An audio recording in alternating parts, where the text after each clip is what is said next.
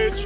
We're here for day number 2, round number 8 of the Rallyx North Championship. Hal, obviously the big news coming out of yesterday, a lot of fans tuning in at home. We ended up having red flag conditions to end the day. Adam Oman, though, we're delighted to say is back here at the track, Hal, and that's got to make everybody feel good. Yeah, safety first. Everyone was concerned for Adam. Obviously, massive accident he had down the hill. Went to hospital last night and yeah, has been checked over. He's back in the paddock, as you say, so he won't be racing today, but certainly that's good news and what everyone was hoping for. Yeah, that's exactly it. So definitely lighter spirits today, heading into round number 8. But I think the biggest storyline, Hal, is as we started talking about yesterday, the points championship. Some of them were kind of, decided to an extent, and then, throw everything in a blender and come out today. And like you and I said, pretty much anything that could happen did yesterday, and now we've got some championship battles that are really starting to heat up.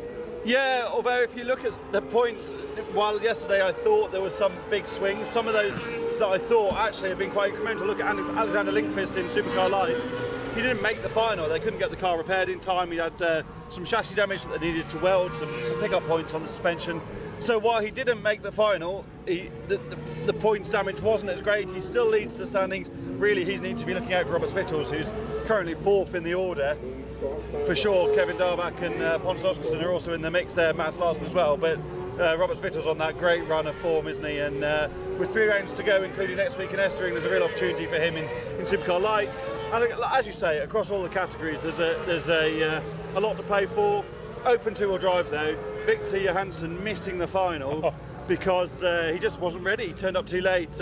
He's posted on his social this morning, I saw as well, where he explains that he told us last night straight after it happened, absolutely gutted. But Lucas Gabrielson, who's parked just over here, maybe we can have a look at the Toyota Starlet. Yeah, there this we go. Is a real opportunity for him to seal the title. Yeah, it'd be fascinating to see if he can get that done, because Open 2-wheel drive has been super interesting this weekend. Big rate of attrition yesterday is sometimes traditional in that category, so all of these drivers will be crossing their fingers and their toes and their legs and their arms and everything in the hope that they can make it through today unscathed. Well, and I think, one of the big, I don't want to say a surprise, but one of the big stories yesterday was Gabrielson's second, but Christian Tisland, with a win in Open 2-wheel drive. That was pretty exciting. New name, on the top of the box this year here in Rallyx.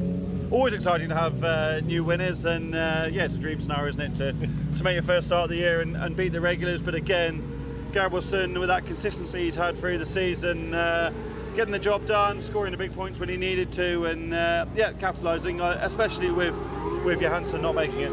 Yeah, well, then, talking about, we've got all the cross carts lined up here, but yesterday the big story was if your name was Etc., you were guaranteed to be on the top of the box. Etc. sweep in both cross kart junior and cross kart, so that family definitely a very good day yesterday. Yeah, both for Espen, as you say, in cross car, and Sebastian in cross car junior. Today it's all about the battle between these two drivers parked next to each other, really, in cross car junior, in Hukar and Antila, who are right in a fight to try and close the gap on Ministo. Ministo didn't make the final yesterday, first time all year. Had a worse result of second so far, had won all but one of the other rounds, and yeah, the junior cross car swing, it just needs another scenario like that for Ministo to have a bad day, and all of a sudden it's super open going into Germany next weekend. As we're going to continue to walk along here, obviously, start talking about Supercar. Well, obviously we heard, we red flagged the race with Oman. Things ended up standings, were pretty much locked in at that point. Everybody taking their jokers, so it ended up being Lucas Anderson with another victory on the year. We had Romet Serna in the second spot, and then third went to local Darbach.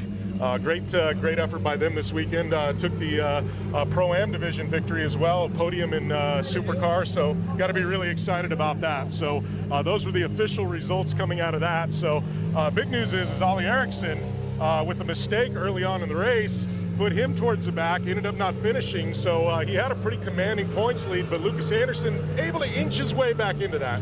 Yep, just a little bit as we walk past Tom Daniel Tanovic. Got an engine problem yesterday in the Volkswagen Polo.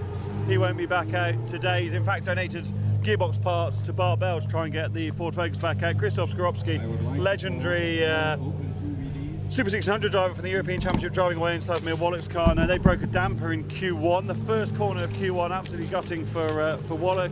They're going no further today. They're getting packed down this morning. They're going to hit the road as soon as they can, and they're going to go head into Europe to find some parts to be ready for next weekend, and that's what this sport's all about, is people helping each other, and they've already had some good contacts to try and get them going again. Back to open four-wheel drive though, as you say, Ollie Eriksson made that mistake in the first corner, just got the rotation done a little bit late into turn one, ran wide into the back, pushed the tyre off the rim, and yeah, he drove the car back, they put a new wheel on it, and it was good to go. But those things happen, don't they? And he really needs a good day today just to cement his position in the championship, with Lucas Anderson coming in hot. Yeah, we just saw Bart Bell having some troubles yesterday. Going to be back out here today. Unfortunate, just seemed like each race there was just something that happened with that car, and he wasn't able to quite put it together yesterday. Yeah, gearbox most of the day that they were struggling with, but as I say, Tanovic lent them some bits because he can't go any further with the Polo, and that's what the sport's all about, people helping each other out, and we see that so often, don't we? Fantastic camaraderie, and yeah, brilliant that Bart will be back out today. Yeah, oh, looks like we're going to have a little bit of hike here, go up to the main part of the paddock. Yesterday was a little slippery going up this hill, so we're going to try and not talk through this and not fall down. I love pre-grid, one of my favourite spots in a rallycross event, because you get all of the angst and the hype at the same time, don't you? All the different mixes of cars lining up. There's some that have been there many times, some that are doing their first event and super nervous. But yeah, it's much calmer up in the paddock where we spend most of our day. Yeah, as you saw in pre-grid there, that was John Nia, also another guy that's been right in the heat of this championship battle and had some struggles yesterday. It seemed like it wasn't typical John Nia that we normally see. Had an engine change after free practice, so they got that done just in time to go racing. Great job from the team, and yeah, sometimes we saw smoke billowing from the car as well, so I guess maybe there was a fitting or something. Not quite right, but yeah, clearly they'll be looking for more today. Yeah, Christensen showing some speed yesterday. Obviously, you know, having some issues at the end of the day, but Christensen, very impressive when the car was on track. Yeah, did a great job, didn't he? Learning all the time. He won the first round. It feels like a long time ago back in TF now, doesn't it? But he won the first round of Rallyx North, and yeah, continuing to do a solid job. Clearly very quick. I was chatting to him yesterday. Loves using the momentum in the car, especially with the engine behind the driver, just to move it around a lot. And really, he wants to tidy that up a little bit to find the ultimate pace, but has that natural ability. And as the old saying goes, you can make a fast driver slow down and be tidier. You can't make a slow driver go fast necessarily. So he's got the attributes. It just needs a bit of refining. Yeah, Lundgren taking a heat race win yesterday. That was good to see. Obviously, Vittel's very strong. Yeah, Lundgren on debut in Supercar Lights, 16 years old, currently third in the Swedish Cross Car Championship. Was racing a cross car back in Tjörp in Rallyx, but did a great job, as you say. And Robert Vittel's the class of the field. I think that weekend he had alongside Timmy Hansen did his already significant ability a load of favours, didn't it, by just learning that little bit off the 2019 world champion. And in the background we see the OMC squad. Cerner was satisfied with a P2, really looking for a first win now, isn't he, Robert Cerner, with his pace, and Lindqvist back together for today. Thomas Mercer as well, stunning debut actually. He's driven the FC2 before in Norway, but as a Rallyx debut in the FC2, I think he did a great job. Yeah, Robert Cerner is an interesting case yesterday. I've been watching him all year long. Obviously went to States, did one of the rounds over there, but I felt like it was a different Robert Cerner yesterday. I felt like there was more aggression to the driving. Felt like he was pushing a little bit harder than we've seen before. I think there was a degree of frustration chatting to him last night. I think he felt like he'd got stuck in the traffic at the wrong times, maybe he'd lost out in the first corner a couple of times, and then really you're trying to make ground all the time, because you can see the time ebbing away, as we know. The heat stages, the qualification stages of a rallycross event are all based on time, but you can't set a better time than the driver in front of you unless you overtake them. So yeah, there was some traffic yesterday. The pace is clearly there. He just needs that luck of the draw that sometimes just falls your way. You can also manipulate that with experience, and you know, don't forget it's his first year at this level. Yeah, he's had a phenomenal rookie season as well. Sometimes being a little overshadowed, I think, by Lucas Anderson and the success he's had. But Romet Cerna obviously showing a lot of quickness. We got Johansson here. Obviously, we talked about him earlier, and you know, Adam Omen as well. Great to see him back. You know, just being around the paddock. I mean, that was a scary spill yesterday, and really thankful to have him back and you know, chatting with people and here. Oh, Adam Omen's dropped it coming down the hill. Oh! Massive accident for Adam Omen, the second one in as many events. Rolls the FC2 backwards into the barrier. Huge crash for Adam Omen. That was a scary one there from Adam Oben. Yeah, The race has been stopped, Jim. That was a massive impact. That is the highest speed section of almost any circuit over the 2 jumps. All right, so we're here with Adam Omen. Adam, obviously yesterday, good to see you here. How are you feeling? I'm feeling sore in the entire body, to be honest, and a bit of a headache as well, but it could have been worse. It was a big impact for sure, so I'm happy I'm here and walking around, but no racing for me today. Yeah, so, question, obviously I know as it happened, they said there wasn't a lot you remember. Do you remember kind of the crash and what led up to it now, or is it kind of non-existent in your head? Yeah, I got a bit, the memory have come back a bit, and I have also looked at the in-car footage, and I think something failed in the rear suspension. Maybe I had some contact with another guy in the first corner, and I think I got some damage there, and then when I landed in the jump, the rear left wheel just went right and pushed the car around. So because I got over the jump and everything was fine, go straight, and then it's just the car went away from me. Yeah, well, I know we were watching, and Hal was the first one to spot it, but he said it looked like it wasn't anything you did. It looked like kind of the car failed, so that sounds like it adds up with what you're telling us for sure. Yeah, it looks like looks like it from the in-car footage as well. So it caught me by surprise for sure. So obviously, we're not going to talk about the future, but you're okay. Everything's checked out. You're just sore and working through this. Yeah, exactly, and I will be back for sure. I just fixed the car, so that's what's next on the schedule. But it's a lot of work, so I won't be in Germany. That's for sure now, because it's too much to fix on the car. But Portugal for sure. All right. Well, it's great to have you back. Nice to see you less than 24 hours later walking around the track. Happy to have you with us. Yeah, thank you. Yeah, all credit to the strength of the cars. It was a high-speed one, wasn't it? But thankfully, all is okay. Yeah. So, we're getting ready to go racing here, and right now, I think we're going to roll this track map. Let's take a look then around this Nysum Barnum venue for the second day of action here in Denmark, away from the Rhine, round the left-hand first corner on the gravel. We see loads of outside manoeuvres through there. Joker lap, it's early in the lap, off to the left-hand side. Then this super fast straight, which isn't really a straight as it kinks under the bridge. Right-hander in the middle part of this lap and a half to open up the lap at Nysum. Over the bridge, down the steps as they call them here, the locals with the 2 jumps, and then through the technical tarmac section towards the end of the lap, which is actually also the start. A lap and a half here, as I said, for the opening lap. And this is the first corner as we have a look back at the highlights from Junior Cross Car Q2. It looks like dropping a wheel there into the soft pit. We saw that come into play quite a bit yesterday. Big spin there. Different conditions today for all of the competitors, and it's always the junior drivers that experience the most slippery of the track conditions early on.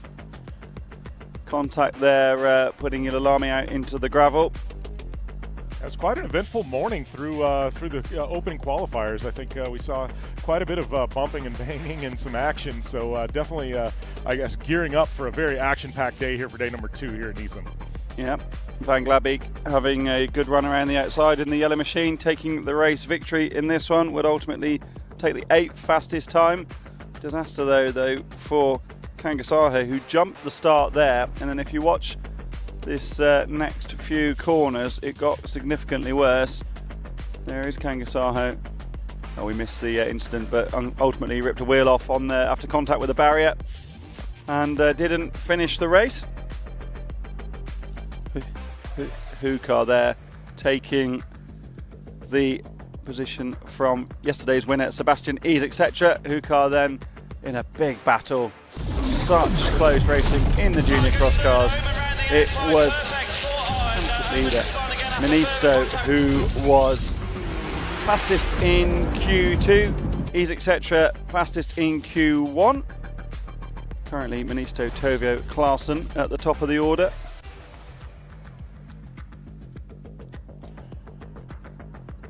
Bring us through 16 through 23, Lapati, Karam, Idle having a great run yesterday and having some issues later on, so see how he fares today. Into cross car then, and this what had both of the JC cars in it at the first race after they both failed to finish in Q1. Multi-car contact that ultimately got Riku Hukar black flagged from the Q1 race. This is Q2, where some of those drivers were on a fight back up the order. Svedland only managing 10th fastest time though. He's really on the back foot, the championship leader, 18th overall after Q2. Vettel Tree second fastest from that early race. Contact with the wall there on the outside. A few empty grid slots with some of the action that had already happened earlier in the day. Dennis Vick though carrying his strong form from yesterday into this one, taking a qualifying race victory, 4th fastest time for Vick. Oh no, there's some grass cutting in the weeds for Oliver Lucas Jensen here in Denmark. Thomas Ekmerstad though, top of the pile, fastest in Q2. He's accepted yesterday's winner, second but tied on points with Ekmerstad. Rudd, Vick, Schnack and Spilling complete the top 6. But if you look down the order, the first page does not include the championship leader, and that is massive going into Q3 later on. There is Carl Svedland, behind another of the title contenders of the last few years, Jonathan Yilalami, who's having a shocking weekend by his own high standards. But currently, Carl Svedland not in a great position and will be hoping for a great run through Q3 to climb the order. Well, I think that's one of the big stories this weekend is Carl Svedland came in with a points lead and obviously having some struggles yesterday, not finishing where he would like to have finished. Ceded quite a few championship points coming into today, having some struggles early on through these qualifying sessions. So if anybody can rebound, though, it's Carl Svedland. Collateral damage, wasn't he, in the contact in Q1, and once you're on the back foot like that, sometimes it's difficult to find ground. But yeah, he won twice here last year in junior cross car on his way to the title, and yeah, he knows his place well. I'm sure he'll be digging deep with the help of his team. JC Race Technique, very solid, so experienced, won titles at every level in rallycross on both sides of the pond, and yeah, I'm sure he'll get back. Yeah. Well, and I think that, that's kind of been one of the big stories this weekend is survival and getting the cars to the finish. We've seen some of the top drivers in all disciplines kind of take themselves out. We saw Oliver Eriksson make a mistake early on. We've seen obviously lots of technical issues with a lot of the open two-wheel drive cars. We've seen a lot of the cross cars and cross car juniors being taken out. Smaller grids today than we saw yesterday. There's so many stories, but I think that, for me, the key here is you got to get to the finish. I mean, we've seen a lot of drivers get overzealous and commit to things that didn't quite work out for them. Yeah, I think open two-wheel drive is everyone's pushing the limits, aren't they? With the technology, it's open by nature, so people are always trying to increase their power, their grip, their transmission capability, everything, chassis balance, what have you. So yeah, there's lots of potential for success, but also lots of potential for it all to go horribly wrong. All right, so in this one we've got Emil Hammer, Morten Pedersen, Royris, Per Magna Royris, and Ola Froschag. Froschag, very impressive yesterday, ended up having a little bit of an issue, taking him out, but Royris also in the mix. Emil Hammer as well was slated for a podium position. So looks like Froschag going to be taking the whole shot in that one. Froschag had a double joker to take in Q1 earlier on, but only took one of them and ended up at the bottom of the pile coming into Q2 here. Royras putting big pressure on his Norwegian compatriot as the two Danes, Pedersen and Hammer, going to the joker. Hammer's team were working hard in the paddock earlier on the front right wheel. Welder was out, so clearly lots of damage to repair from what happened earlier on today. That was a massive push there. Late braking by Royras. Look at getting into it, Froschag. Wow, we got a drag race up and over the big bridge. We're going to come down into this high-speed corner. They're going to have to get all over the brakes. Royris has been very committed to out-braking Froschag. Froschag getting to the apex nicely. Royras with so much experience in rear-wheel drive cars has used this Zaro in multiple configurations for a very long time indeed, splitting frames from the three-rotor Wankel engine. Such unique concepts in this category. I love the innovation. It's one of my favourite things in the sport, actually. It's fantastic to have single make or much more controlled categories. Oh, Royras backs it in at the bottom of the hill. drops it out of the side of the shot. We missed that in that camera shot. But yeah, gathers it all together. Super sideways going up the hill as well. He is really pushing that rear bumper, flying off the back of the Citroen. And it looks like our leader now going to jump in, take the Joker. We're going to see if he's going to be able to clear Rallyx. It's going to be close. Rallyx on been on a massive push, and he's going to get the job done here around the outside. Frozag, so experienced, just couldn't get it done. Great to have him here, though, the Norwegian driver. Look at that, going to drag race up the stretch. We've seen Rallyx put on some very exuberant turns here, and it looks like we're setting up for one. No, he dives the bottom, he's protecting. Not quite exuberant this time by, knows he's getting a lot of pressure from Frozag. Frozag will just be pleased to get a solid run in, having been given that 30-second penalty in Q1 for jumping the start and not taking the 2 Jokers. Nice and tight. All of the racers have now taken the Jokers. Nobody on this last lap going to be taking it. We're going to have a run here to the stripe, and it is going to be Rallyx taking the top spot in this one. The great use of the Joker early on. Frozag in the 2nd spot, and Hammer going to hang on for 3rd. Pedersen going to be in the 4th spot. Take a look back here at the start. It's Frozag. They got the jump early on. Was able to, little contact there with Rallyx. Nothing too bad. Right here, this is when Rallyx really started applying the pressure. Got as close as he could to Frozag. Ended up taking the Joker, which led him to making the pass in the next lap and obviously walking away with the win. Frozag settling for 2nd, Hammer 3rd, Pedersen doesn't look like finished up at all, so he's going to be 4th place. All right, moving into the next one. We got Bleasdale, John Nee, Jensen, Persson, and Falson. Bleasdale quite quick yesterday until they had some issues. Looks like going to drop back early. Looks like John Nee going to get the whole shot in this one. Johnny having some struggles this weekend, some mechanical issues, but we know he's one of the top drivers in the discipline.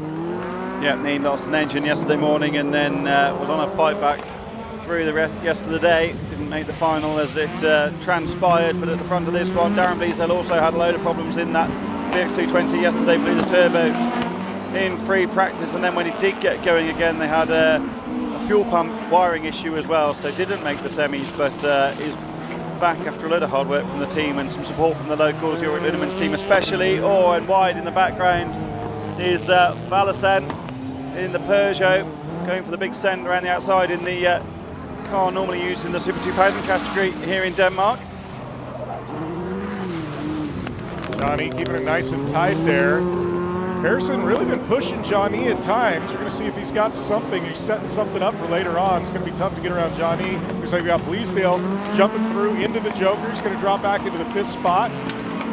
2 Bleasdale machines, quite different in setup. Turbocharged engine for Darren Bleasdale in the car that his brother Jason used to race. His brother Jason, who we'll see in the next race, is driving a rather different setup with a naturally aspirated 100. Oh, Darren Bleasdale's gone wide on the entry to the right-hander at the end of the first of the long straights here. Did he get it all gathered up? We didn't quite see on that shot. Looked like he was trying to almost, put it in a big slide, and the car hooked up and kind of pushed to the outside. Bleasdale's gone, so sadly we've no. Oh, there he is. So he is in the back of that shot behind Jensen, who claimed the first two-wheel drive Rallyx victory here all those years ago, back in 2020. COVID, we were here as part of a much shortened calendar. We've been here pretty much every year since, from memory. I don't think we've missed one, actually, as far as I can recall. Bleasdale again wide at the end of the straight. So our leader here, Johnny, hasn't taken the Joker yet. Last lap, he's going to have to take it. Looks like he may have enough time to clear Persson. It's going to be close here, so be looking for Johnny. He's going to jump into the Joker. I think he's going to have plenty of time. He's got plenty. 4.4 seconds at the last gap was plenty there. Bleasdale all over the back of Jensen. That was the view that his brother Jason had throughout the semi-finals yesterday. Just couldn't quite get it done. 3 semi-finals yesterday meant that only the top 2 progressed. It'll be 2 semi-finals today. Johnny takes it, but doesn't set a faster lap than Roy Rass in the previous race. Does, though, eke ahead by the tune of 0.8 of a second on overall time. Johnny, fastest of all so far, but I think that time will tumble in the last of the sessions. Bleasdale sensible here into the first corner, just got out the throttle. Valacen going wide in the front-wheel drive Peugeot 207. Johnny taking it at the line. All right, so we've got our third grouping. Well, excuse me, we've got some results first. John Eek coming away with top honors. Pearson, Jensen, Bleasdale, and Casper Falson. Your running order in that one, which moves us to our next race, Q2, race 3. This one is Bleasdale, Steer, Tisland, big winner yesterday, Johansson and Gabrielson. Obviously the big storyline yesterday was Victor Johansson missing. Contact into the first corner, squeezed is Tisland on the way into turn 1. Gabrielson exactly where he wants to be at the front of the order. The championship leader with quite a margin now. Could get it wrapped up today if things fall his way. Steer going to jump in and take the Joker early on. Bleasdale electing not to take it. Steer going to try and put the push on. Going back up front though, it is Gabrielson leading Victor Johansson, sitting 1 and 2 in the points. Johansson all out of shape at the bottom of the hill, not quite as out of shape as Tisland. And Jason Bleasdale super wide on the entry, just like his brother was in the previous race. Tisland hooks the curb on the inside, driving up the hill over the first of the little crest. Gabrielson's already on the second of the crest down the hill. Look at the front of the Starlet bucking around. This is what Gabrielson wants to be doing, racing the fastest in the category to try and secure this title. Chatting to him this morning, he was disappointed yesterday that Victor Johansson didn't make the final by his own volition. Victor was just too late to the pre-grid. The pre-grid had closed when he got there. Was too relaxed and was ruining that mistake. Totally owned it though, which is very fair of him. But Gabrielson wants to be racing multiple champion and reigning champion Victor Johansson, wants to be racing yesterday's winner Tisland to try and prove that he really deserves this title, which he absolutely does. He's beaten the best of them this year.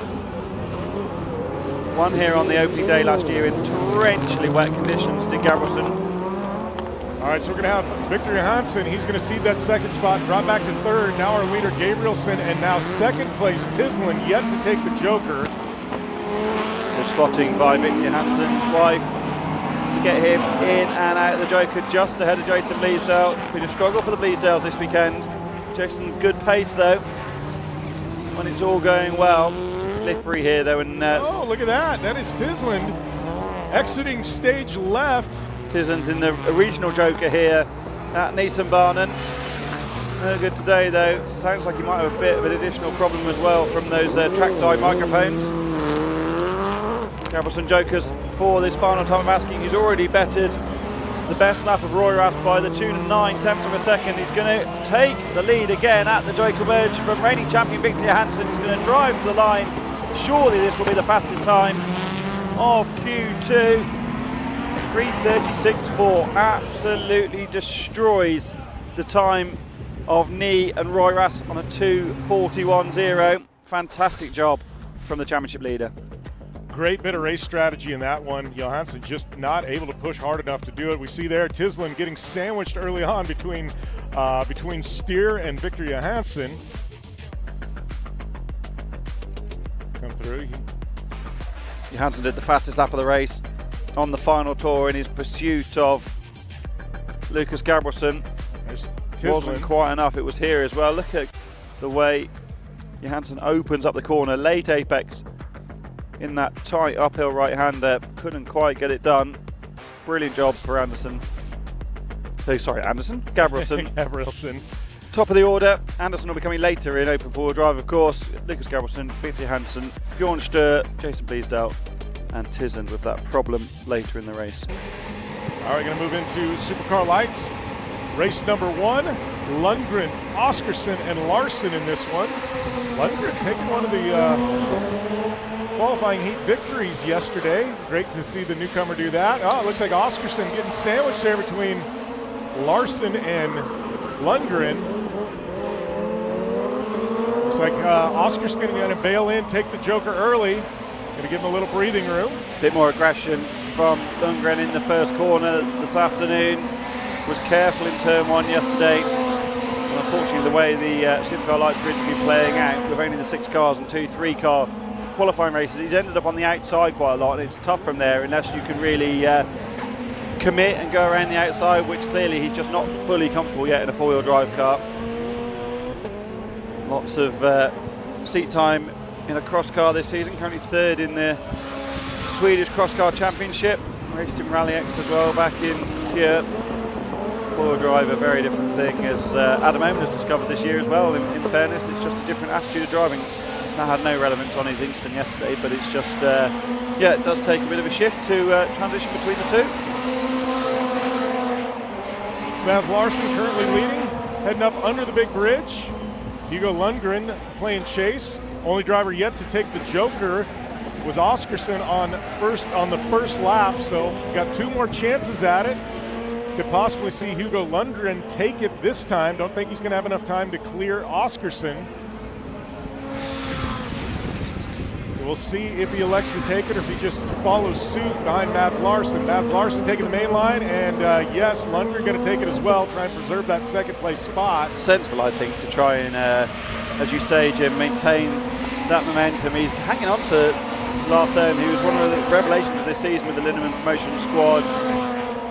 Doing a really good job. Look how clean it is on the racing line up there under the bridge. But yeah, Lundgren going with Larsen, and sensible just to try and continue to follow one of the fastest drivers in the series.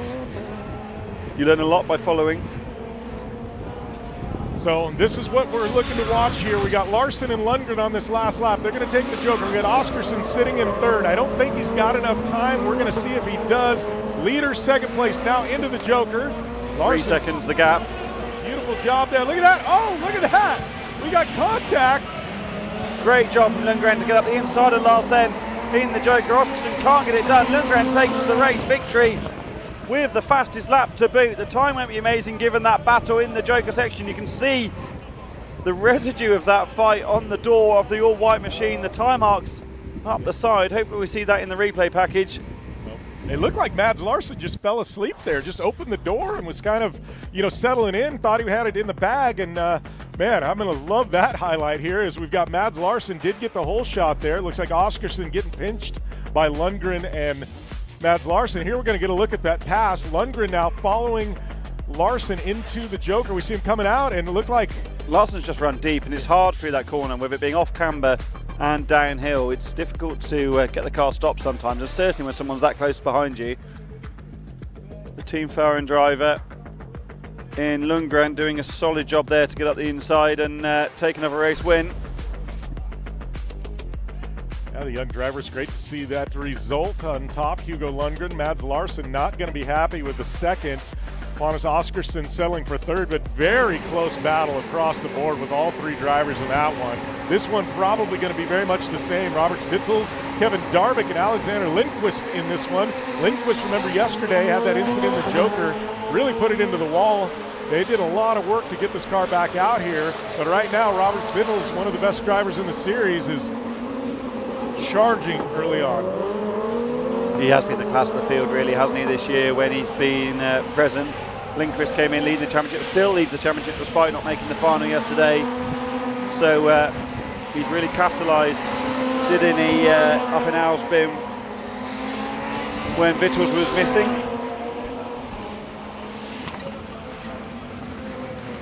All right, so we got Darvik trying to chase down Vittels. Vittels with about 2 car length lead. They're going to head up and over the bridge.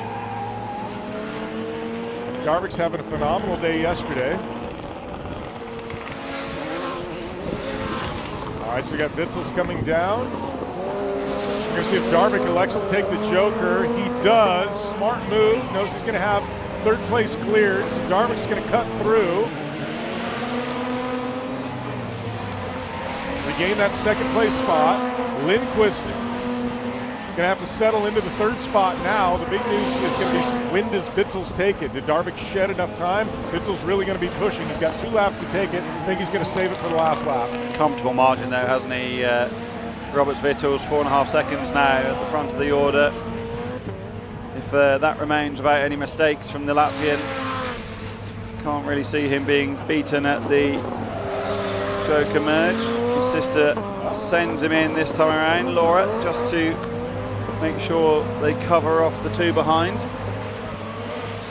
Gonna have plenty of time to clear Darvik in the second spot, so everybody taking the Joker. Final lap coming at you. Vittels, Darvik, Lindquist, 1, 2, 3, all kind of settling in. Looks like we got 2 or 3 car links in between all the drivers. Vittels now starting to stretch it just a bit on this final lap.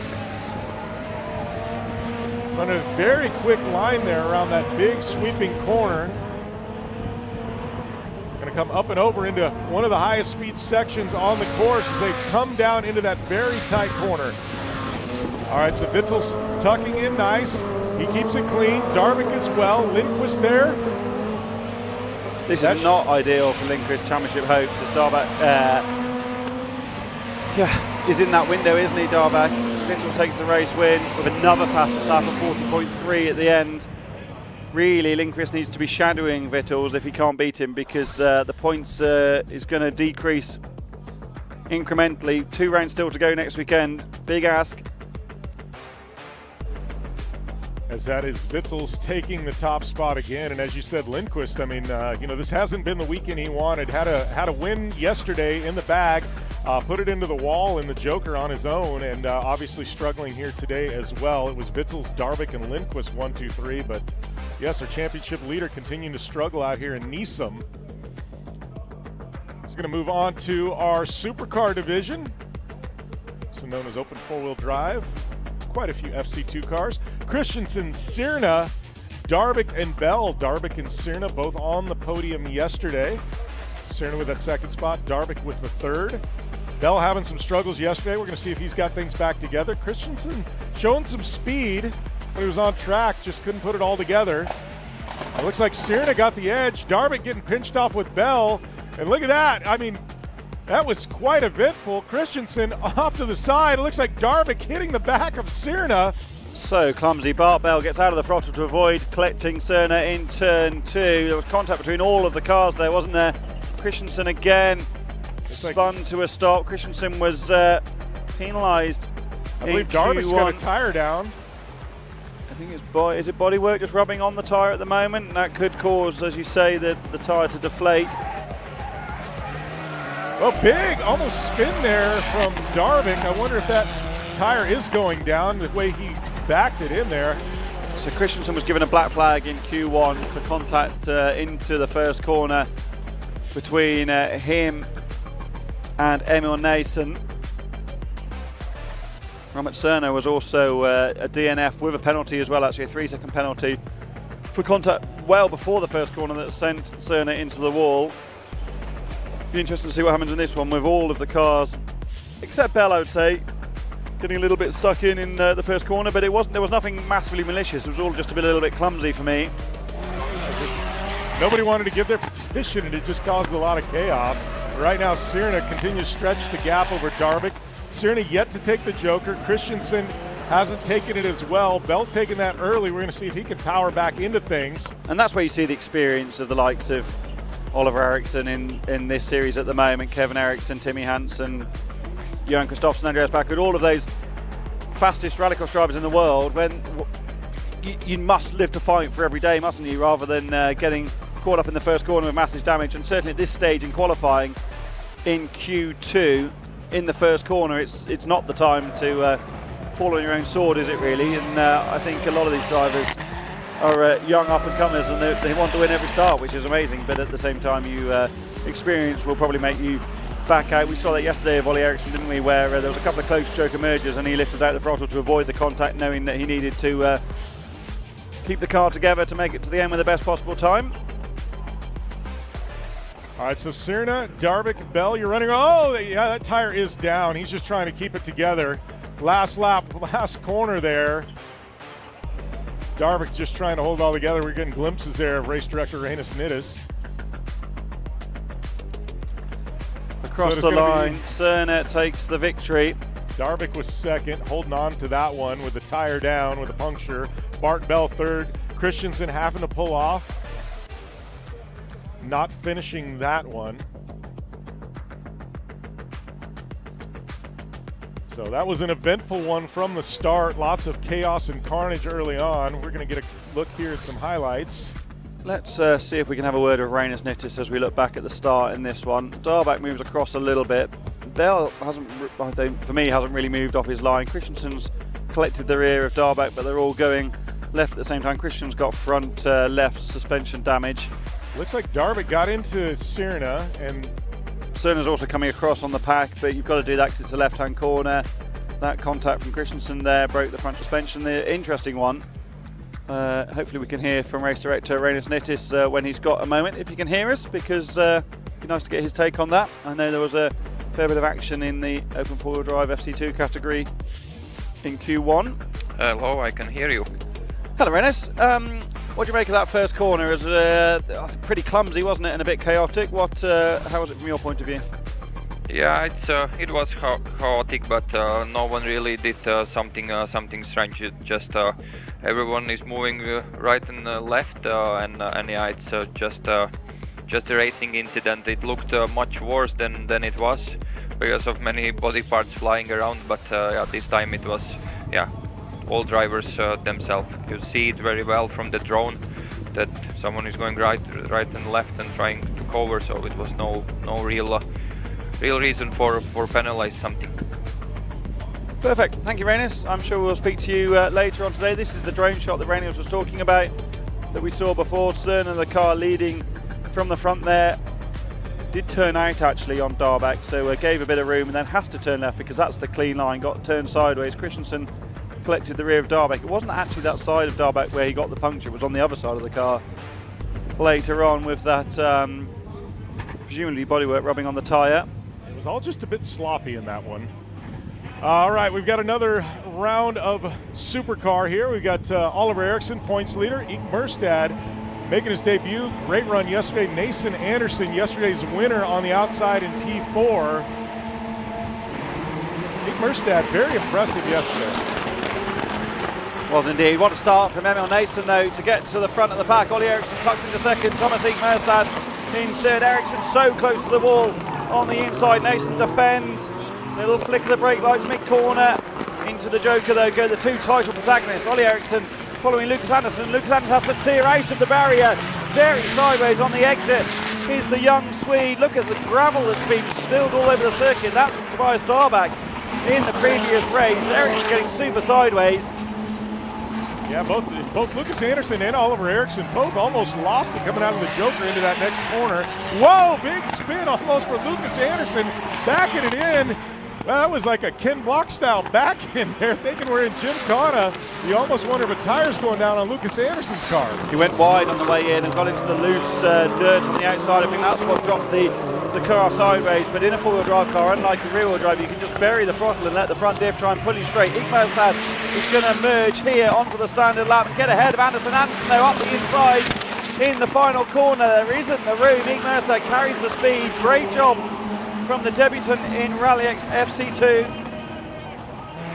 I say out front, Nysum with a pretty good gap over. Oh, Merstad's wide, got in that loose gravel that Andersson did last time around. Andersson up the inside in his hopes to chase Ollie Eriksson down in the championship.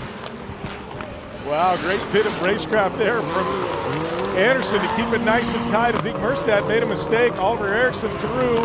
Nysum now into the Joker. We're going to see if Oliver Eriksson can clear him. It looks like it's going to be tight. Oliver Eriksson gets it over Nysum. Sensible from Nysum to get in the brakes early, allow Eriksson around the outside. Good job from the young Swede. As I said, you've got to live to fight another day. Experience growing all the time for Nysum.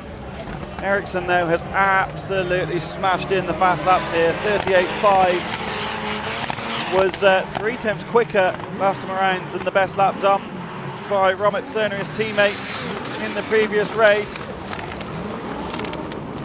Lucas Andersson broke a drive shaft in Q1 and hence why he started on the outside in this one.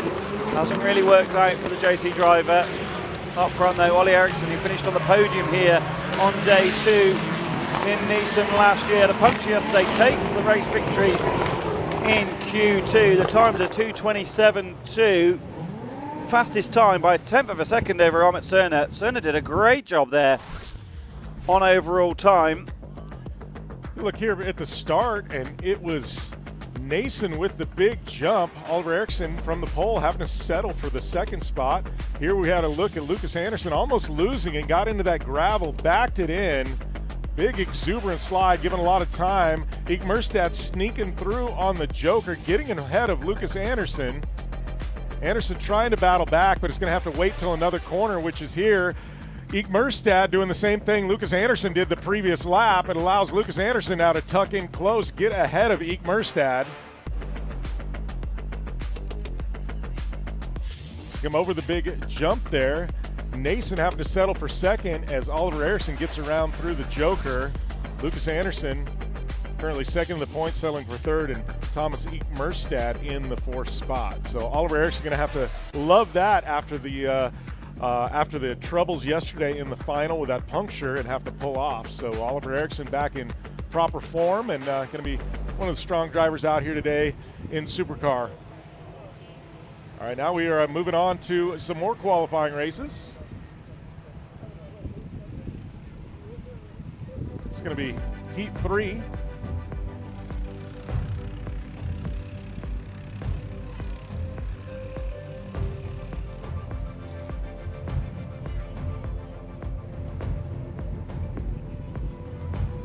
So we're about to get going with Q3 very shortly. Stick with us, grab yourself a drink, and Crosscar Junior will be up very soon indeed.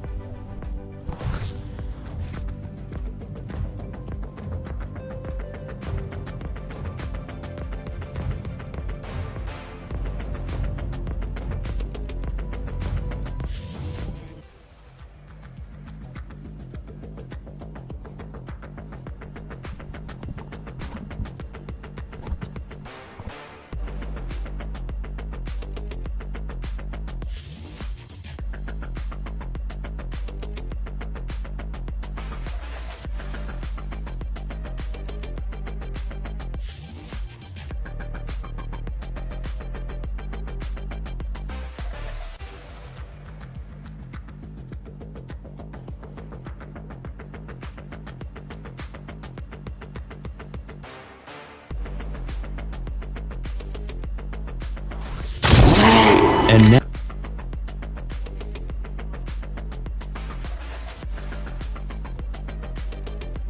So we have just a few minutes before we get going with Q3. So before that happens, here's a treat for you. Take a look at the preview for the unfiltered episode for Rallyx from Alston.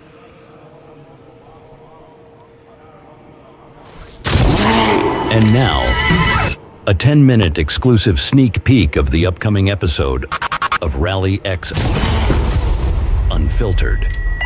The gearbox explodes, so tomorrow it will be end for us. But we take the risk.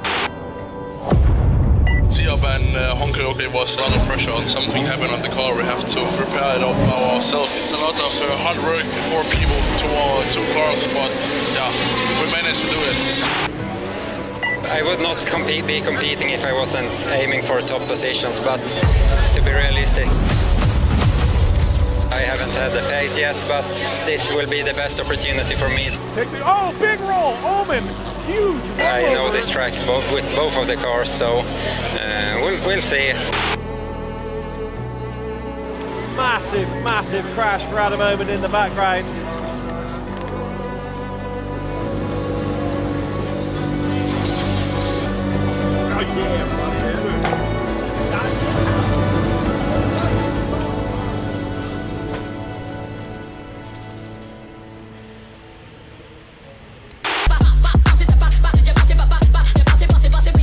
tomorrow? Hold on.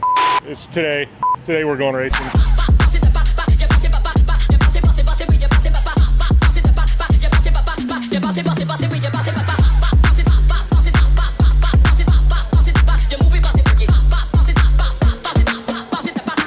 Victor, special weekend for you. A lot to do this weekend after the few races with a lot of misfortune. A lot of local drivers here also are really fast. What is the plan for the weekend? It's a crucial weekend for you already. Yes, it is. I need to I had an engine breakdown in tier.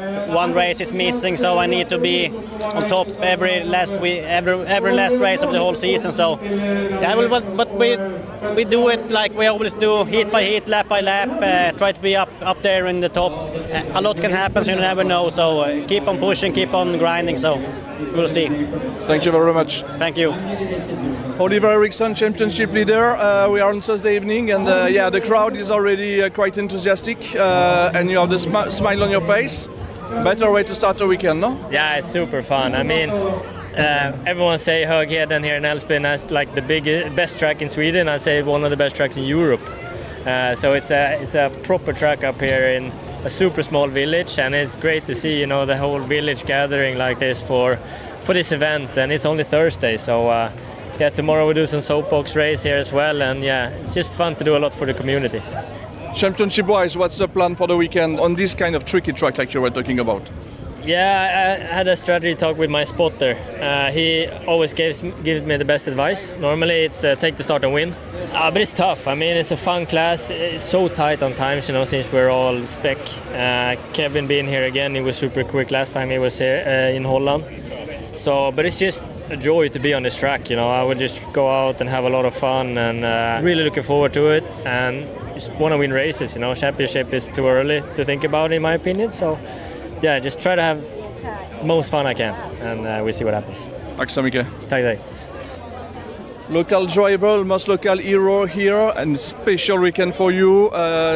You are going to drive in 2 different categories. What is the reason for that? You just feel not busy enough with the FC2, or? Yeah, why not? I have the car. I live like 10 minutes from the track, so I thought might as well drive with both of them, and we'll see. I was practicing last Friday, and the feeling in the 2-wheel drive car was not the greatest because I have adapted to this 4-wheel drive car, and the driving style is quite different. So we'll see, but I will do my best, and it's a home race, so I want to race as much as possible. Whatever the categories, I guess the plan is to win, especially here at home. And so there was also your plan at the beginning of the season to arrive here with the FC2 and being able to be in contention for the top position. And you look quite close to this situation now. Yeah, we'll see. Of course, I will. I would not be competing if I wasn't aiming for top positions. But to be realistic, I haven't had the pace yet. But this will be the best opportunity for me this far because I know this track with both of the cars. So we'll see. It will be fun nonetheless, and looking forward to the weekend. Thank you very much. See you tomorrow. Yeah, thank you. Simon Tiger, what were you looking at? Trying to find some secrets. You found some? Not really. What's the plan for the weekend? You all got a lot of misfortune since the beginning of the year. On what have you been working during the last few days with the car? I have really not been doing anything. My dad changed the clutch on it again because in Finland we had a gearbox issue and clutch issue. Now it's working, and then just prepare mentally, trying to win. What is the most important here? To win, we know that you always want to win, but there is also a lot of local drivers like Linus Westman. Also, Roman is back in open 2-wheel drive category. I guess it's a lot of people. It's not you against Victor here. It's and you need to catch up on Lucas Gabrielsen too. Yeah, it's going to be amazing on the sports side. Yeah, it's going to be great. I like racing when it's a lot of fast drivers like Linus and Victor, Gabrielsen, Adam. I know they have beaten me before, I have beaten them. It's always nice to beat them, especially when they are locals. Thank you very much and see you tomorrow. Thank you, see you.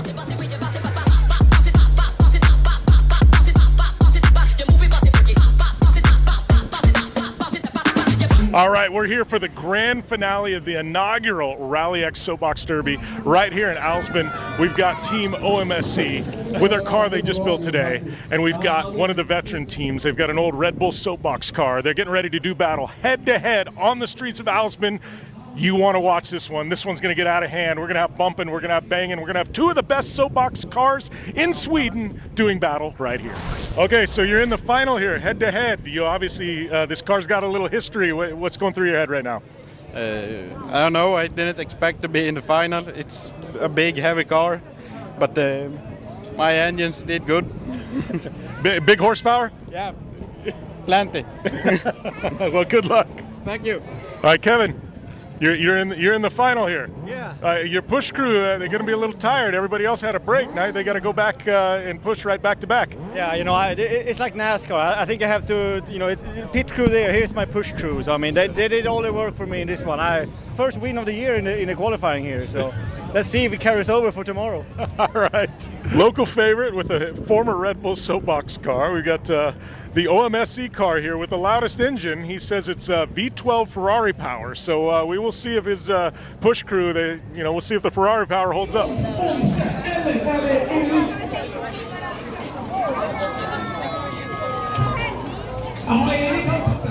There, head to head, coming down the hill.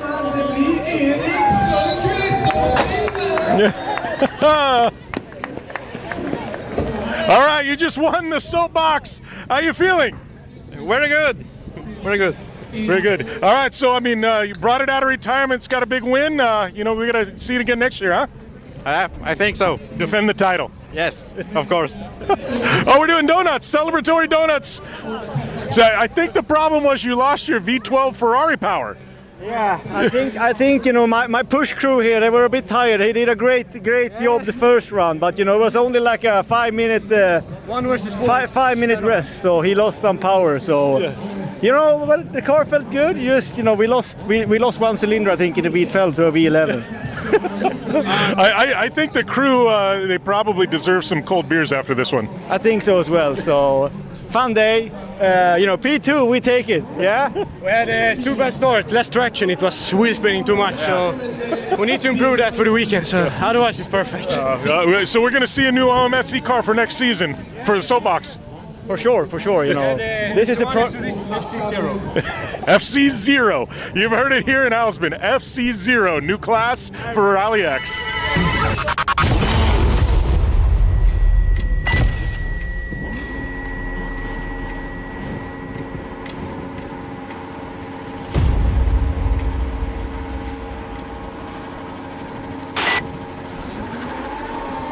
We are go already with Q3 here in Nysum for Junior Cross Car. Brilliant start from Kangasaho, who's on a bit of a fight back after that suspension damage in Q2 earlier on. Takes the start. Great job to maximise the first corner as you need to do. And Gorp there through the Joker. It's all about getting the best start you can when you're on the back foot, get out of the traffic, especially in the slower races. The way this works, if you're new to Rallyx and Rallycross, is that you race the drivers from a similar pace from the previous session. So if you were fastest in Q2, you will race in pole position in the final race, fastest last of Q3. So these are the 4 drivers who set the slowest times or didn't finish in Q2, and then we'll get quicker and quicker and quicker through these junior cross car races. All right, so with 1 lap in the books here, it's going to be Kangasaho continuing to lead. It's going to be the 150 of Joanna Yalami in the second spot, trying to chase down Kangasaho. Both our top 2 drivers haven't taken the Joker yet. Merton's there in the 3rd spot, no Joker either. Van Gorp, the only driver yet to take the Joker, sitting in the 4th spot. Big gap though between Kangasaho and Yalami. Going to be a lot to make up in these cross car juniors. Pretty much a big gap throughout the field. Merton's back to Van Gorp. Van Gorp may have a chance to reel in Mertens just a bit. 3.3 the gap between the two Belgian drivers. Van Gorp has been into the Joker. Now it's Yilulami who sensibly goes in with the gap available behind. Fastest lap though for Kangasaho, as we kind of would expect based on the form we've seen so far in recent events. Kangasaho, Yilulami 1 and 2. Kangasaho's been on a run lately. I feel like mid-season form has picked up. Kangasaho really has started to push late in this season. It's been quite impressive the last few rounds, at least from a speed standpoint. On the limiter, down the hill, the junior cross-car machines limited to 9,300 RPM. On the final tour, margin of 6.4 seconds for Kangasaho, so will comfortably come out in front.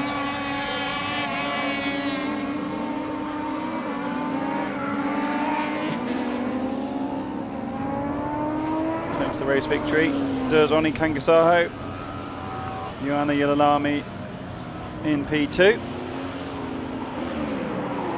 Oh, there's a spin there for Mertens towards the end of this one. Just looks like let go there, coming in a little too hot.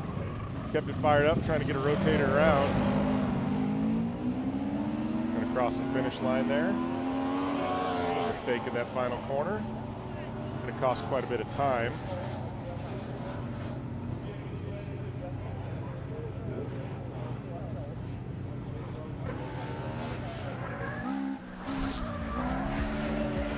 So we get a replay here. Kangasaho with the jump. Yilulami into the second spot. Mertens and Van Gorp. Here's a shot there of the 15 of Mertens with the little bit of spin there in that final corner. Just came in a little bit too hot, wasn't able to hang on to it.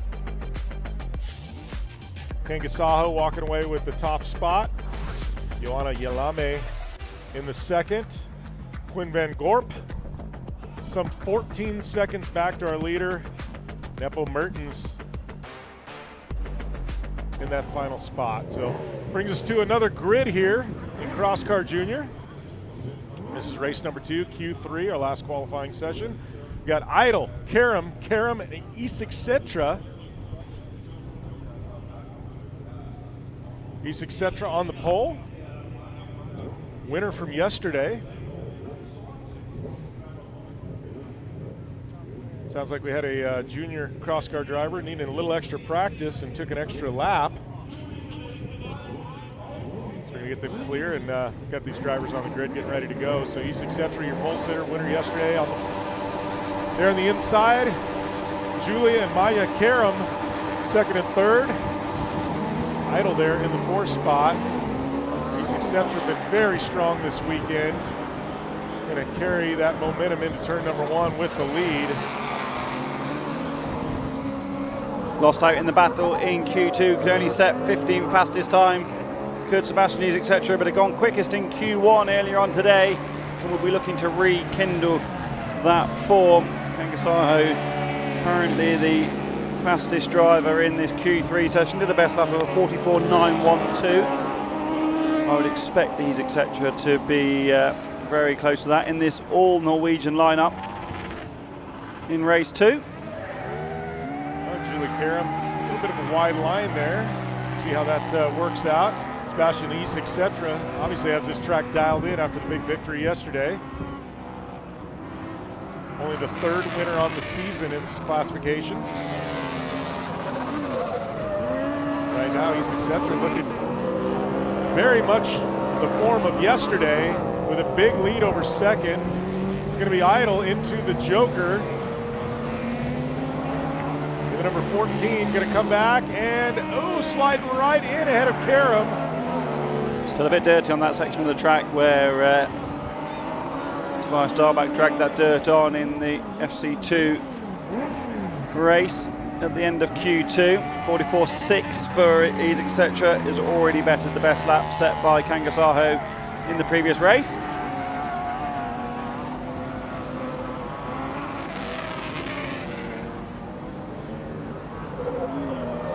Back to our leader, Isik Cetra. 2 laps to go. Going to save the Joker for the last lap. Would have had the field covered. Interesting choice not to take the Joker. Karam now taking the Joker. The 4:29. The other Karam entry in fourth has not taken it yet. They saved it for the last lap as well. Such a clean line now, isn't there, on the run along the straight under the bridge. That's made the braking cleaner here as well, because they're not dragging the dirt onto the tarmac in the braking zone as they once were yesterday morning. This is a battle for third place there with Idle and Karam. Not much of a battle with fourth place still having to take the Joker while third's already taken it. That is our leader, Etc. taking the Joker. Should walk away with this one quite handily. Was Sebastian Etc. at the line with the top spot. It's going to be Karam, Idle, and the other Karam entry into the fourth spot. So Sebastian Etc. in the 198. Speed Car Wonder looking in top form, just as he did yesterday. 2:45.8 is the time. Goes fastest so far. But the best time in Q2 in pretty similar conditions, if not a bit slower track conditions than right now, was a 2:44.3. The fastest in Q1 was 2:47.4, so by Etc. himself. So that's Etc.'s best time, but not the fastest time we've seen all day. Can those that are still to come go quicker? Where Etc. gained there was it was a super clean run, wasn't it? Didn't have any shenanigans going on that cost any time.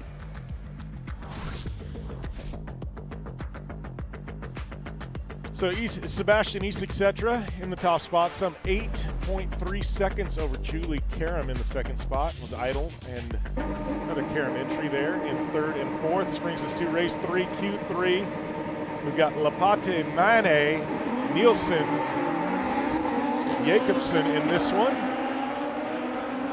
Jackson doesn't make the best start from pole position.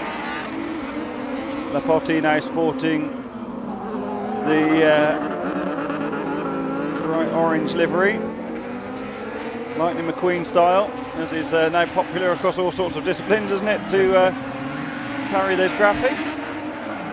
Oh, massive understeer for Lapate, and what will turn out to be the final corner at the end of the next lap. Doesn't get it turned in at all. Much harder to drive with the rear of these cars when you just haven't got the revs compared to the senior machines. Anton Mane now getting a little pressure there from Jacobsen. Jacobsen now looking to the inside, going to come up, make a run off this big hill.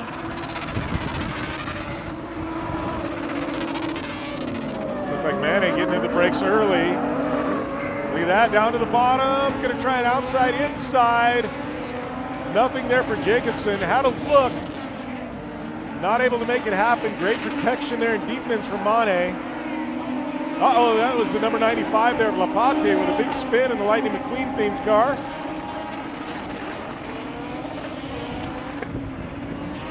Jacobsen applying the pressure to Mane at the front of the order. I'd really like to see the track either cleaned completely or have the gravel brushed onto the line, because at the moment there isn't a load of opportunity, is there, to go offline to try and get something done.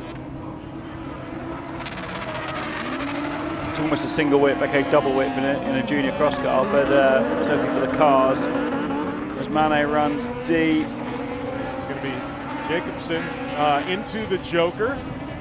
Going to try and make a push here, maybe have a shot at Mane on that last lap. Mane, yeah, as you said, running deep into that corner seems like every single lap. Opening the door there possibly. We'll see what kind of push lap Jacobsen can have in this one. You do carry good mid-corner pace though, don't you, by doing that? And if you're not compromised on the exit, it can work. Difficult to defend like that, but with Jacobsen going into the Joker, kind of worked out for Mane. Mane has to respond this time around. Lapate, quite a bit off pace after that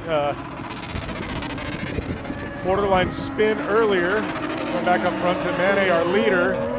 Big rotation, leaving a lot of time there. Didn't keep it nice and tight at the end of the Joker. We're going to see if that's going to come back to haunt him. Lots of inputs as well in the steering in the Joker. Jacobsen's going to take it into the final turn. Jacobsen keeping it nice and clean through that corner. Small mistake by Mane cost him the victory. Lapati there, going to cross the finish line as well. Get a look back here at the start. Mane with the whole shot, comes over from that third position, nice and clean. Jacobsen in the second spot. There's a pass. That was Lapate ceding the position there to Nysum. A classic scenario of two of the quicker drivers in the category going in the early races after problems, because the overall time was some way off that of etc. Kangasaho and co, who'd already been. It looked like Lapate. I didn't realize he brushed the rail. We didn't see that live, so I thought it was just a spin, but Lapate got into the rail. Looks like obviously no damage to the car, but very fortunate on that one. Jacobsen with that last lap pass over Mane, as Mane made a mistake heading into the Joker, going to take the top spot in that one.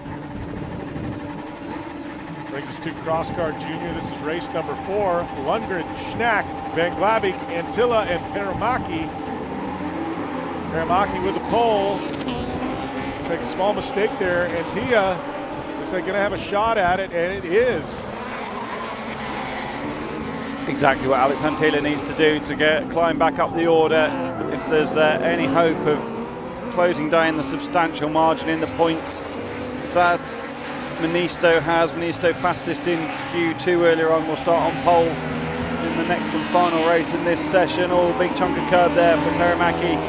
Over rotates the speed car, extreme machine. All right, looks like we got a Van Glabik looking to the outside of Alex Antilla. There's just no grip there on the outside. Antilla managing the braking area perfectly, gets to the apex. Van Glabik no way through. Van Glabik had a look at it, but Antilla continued to hold strong in that first spot. Now Schnack getting in the mix as well. So Van Glabik dropping to the bottom, having to protect. Schnack taking a peek at the inside, nothing quite there.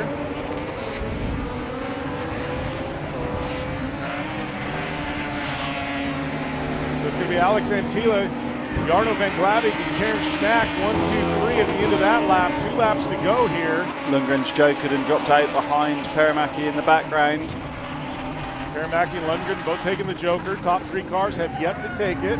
Still yet to see a drone pilot in Rallyx history be brave enough. I think maybe Vigo went under the bridge once when he was flying the drone here in Nysum. Go under the bridge in the next lap if you can hear us. Drone pilot. Look at that. Got those speed bobbles there trying to get on the brakes in a hurry. So we're going to have second and third into the Joker, Van Glabik and Schnack.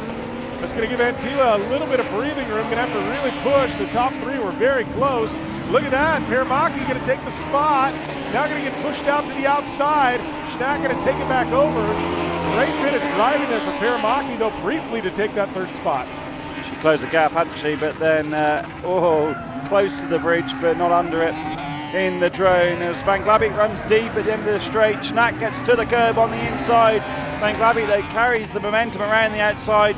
Got to be careful not to run into that loose gravel, though, because it's so loose now offline. Schnack's got a good run here over the crest and down the hill, but they're limited at RPM. These junior cross-car machines doesn't have a look. Looks like all the chaos happening behind him. Our leader's going to come out clean with a solid lead. So there's going to be Antilla to the line. Going to take the top spot in this one, but it is yet from over in the back of the pack. Perimaki with a spin. Making brief contact with Karen Schnack. Looking to the inside and just wasn't able to make it happen. Tough run there from Anea Perimaki.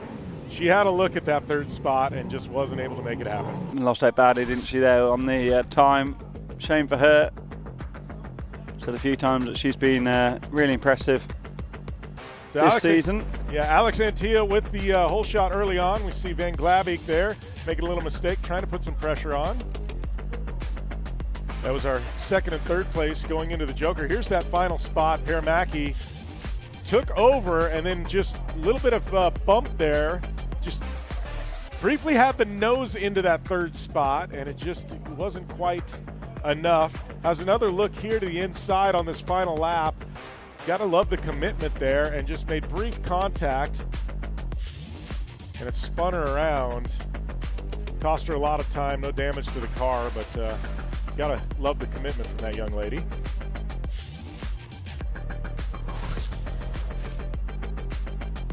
So it was Alex Antilla in the number 1 spot, Van Glavik second, Schnack, Lundgren, and Paramaki. Still not good enough to beat Sebastian Isek's best time from earlier on by 1.2 seconds. Antilla couldn't quite get there. All right, another one. This is Manisto, Tovio, Huka, Stubberup, Fredriksson, and Klaassen in this one. Klaassen round the outside in the Dutch machine. Loses out though with that lack of traction. Huka leads at the front of the order. Klaassen jokers following in Manisto.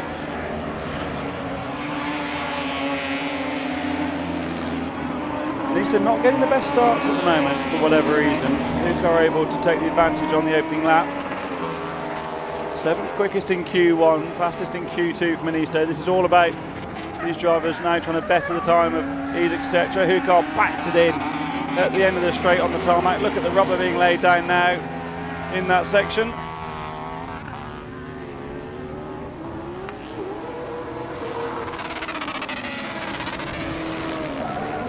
All right, so Huka now diving to the bottom, protecting.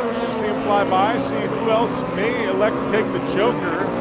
Did have a taker on that one. Tovio into the extra route this time around in the new livery for Matthias this weekend. Tovio going to drop a position. Fredriksson there. Going to take over the 2nd spot. Tovio now. Or excuse me, Manisto dropping back into the 3rd spot. Tovio into 4th. Klaassen in the 5th spot. Stuart Fredriksson still to joker, as is the race leader Jere Huka. Manisto's going to be close to Huka, but not close enough. I don't think they will clear Stuart Fredriksson. I think Tovio's going to have a good chance of that as well. Oh, and up the inside. Perhaps not now. They've had that contact. Pim Klaassen up the inside of Tovio. We need to be seeing the joker merge though. Manisto's got ahead. Looks like there were some body panels that were left in the middle of that turn. Into the final tour. Jere Huka still on a big push. Chunk of curb there at the end of the straight. Manisto on a charge. 3.7 the gap. Fastest lap of the race though so far for Huka. Last time around on a 44.263. All right, so Huka going to be going into the Joker, keeping it nice and tight. Hits that piece of bodywork from that incident earlier. Beautiful look at the Joker, going to come through, going to have plenty of time to clear 2nd place.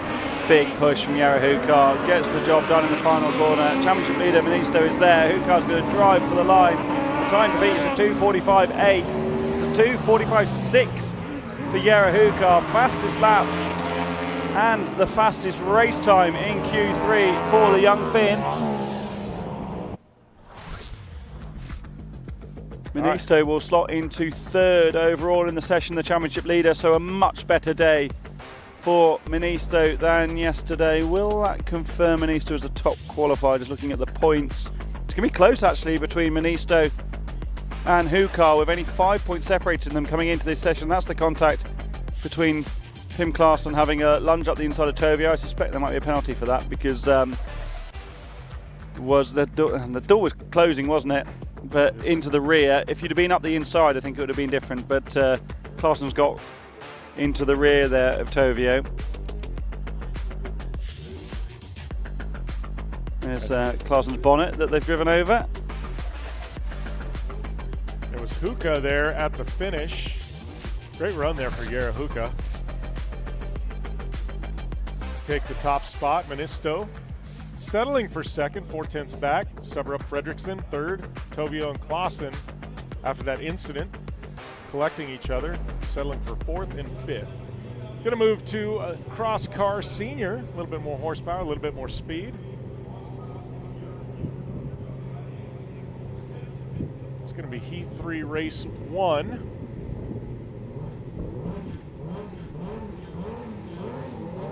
This one, we're going to have Manisto, Jensen, Jalame, and Sibam Rosemalm in this one. Manisto on the pole. been hard to get the whole shot from that number 1 spot. And as we see once again, it is going to be Yalame. Or is that Jensen? Yalame at the front of the order desperately needs a strong run here. He's been having a shocking weekend by his own high standards. Yalame was a title contender last year, switched teams again for this season, back away from the JC squad. He switched cars in the middle of last year, went to the Speed Car Wonder and made good gains. Slow though here is Finnish driver Yalame, loses out to Rosmarm up the long straight. Benisto and Jensen also through, so Yalama's miserable weekend continues. That is going to be an early bath for the Finn, who won't make the semi-finals now. Disaster for the multiple cross-car event winner. Well, that was Yalame pulling off, it looked like, in the 150. That back portion of the course, we're going to have to figure out what happened. He just slowed on the back straight and pulled off on the outside. As I say, disaster for him, isn't it? It's going to be Sivam Rosemom now inheriting the lead. Jensen and Ministo. Now your running order with Yalame, who was having a very strong one. We see pulled off to the side there. Got to be heartbreaking. Just been a horrendous weekend for him, hasn't it? 9th in Q1, DNF in Q2. He had a whole series of DNFs yesterday and tried to gather it all back together in the latter stages. Sivam Rosemom now, nice little gap. Yet to take the Joker though. That's going to be Ministo in the 131 taking the Joker. So second and third have now taken the Joker. Only 2 qualifying race finishes all weekend for Yalame. Q3 he finished yesterday after a pair of DNFs. Q1 he finished this morning and then another pair of DNFs. This is a great push by Jensen. Jensen really pushing now, trying to hunt down Sivam Rosemom, who's going to have to take the Joker this time by. It's going to be close. 2.7 the gap. Rossmann did the fastest lap of the session so far on a 40.6 last time around. Got to clear just briefly. Oh, they're side by side, not enough. Sivam Rosemom dropping a tire into the sand, trying to make it racy at the finish. It was Sivam Rosemom taking it by a few hundredths of a second over Jensen. What a close one that was. Looks like 1/100th of a second side of that one. So we look back here, Yalame with a whole shot.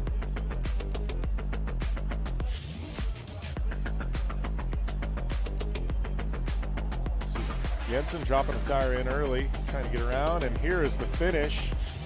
Sivam Rosemom way to the inside, cut there. Jensen doing the same thing. 1/100th of a second at the finish. That one was tight. 1/10th of a second, excuse me. But Sivam Rosemom, Jensen, and Ministo, 1, 2, and 3. Yalame DNF in that one. It's going to move us on to our next heat of cross cars. This one's going to be Steinholtz, Autink, Reisnerum, and Schnack. See that car being pulled off. So we're going to have a brief delay before we get to these cross carts. Going to get them safely back in the paddock.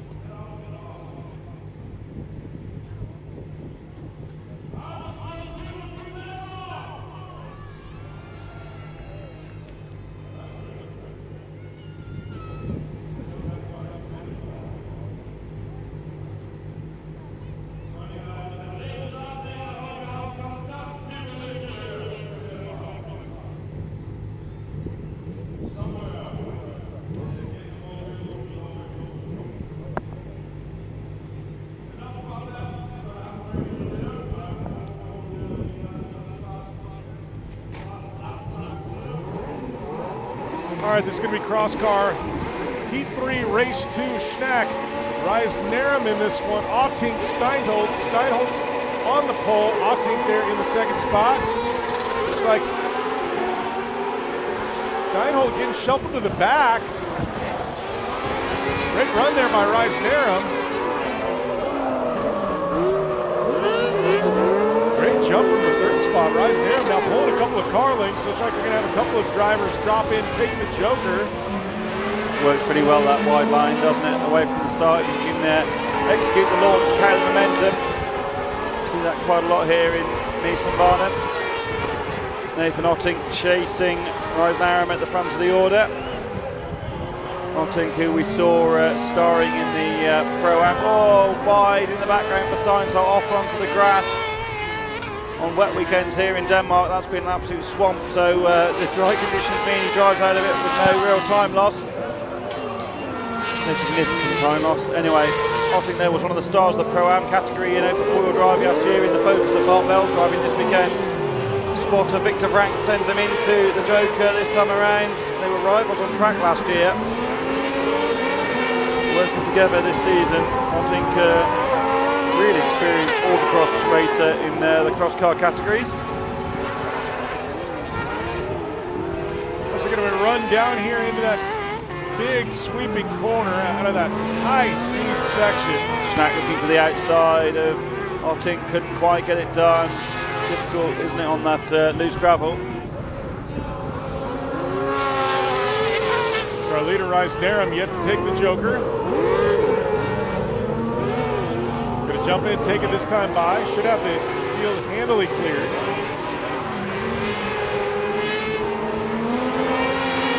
Great use of the Joker there, so it's going to be Reisnerum, Ottink, Schnack, and Steinholtz. Right now, though, the battle is for that third spot. That is Schnack and Steinholtz. That's the one to watch here. They come in way hot is Steinholtz, pushing up high, not quite as high as last time by, but definitely coming in a little bit too hot, ceding some ground to the third place position of Schnack. Big rotation there by Reisnerum. Getting the turning done early in that one. Steinholtz now with a couple corners remaining, trying to have another look at that third spot. Look at the inside. Great bit of blocking by Schnack. It's going to be Reisnerum, Ottink, Schnack, and Steinholtz at the line.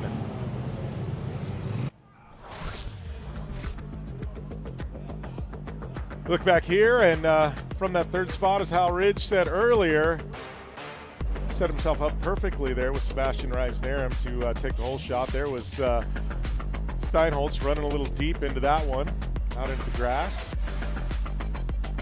Reisnerum there taking the Joker on that final lap. And we had the battle there with Schnack and Steinholtz for that third spot. They finished as they were running,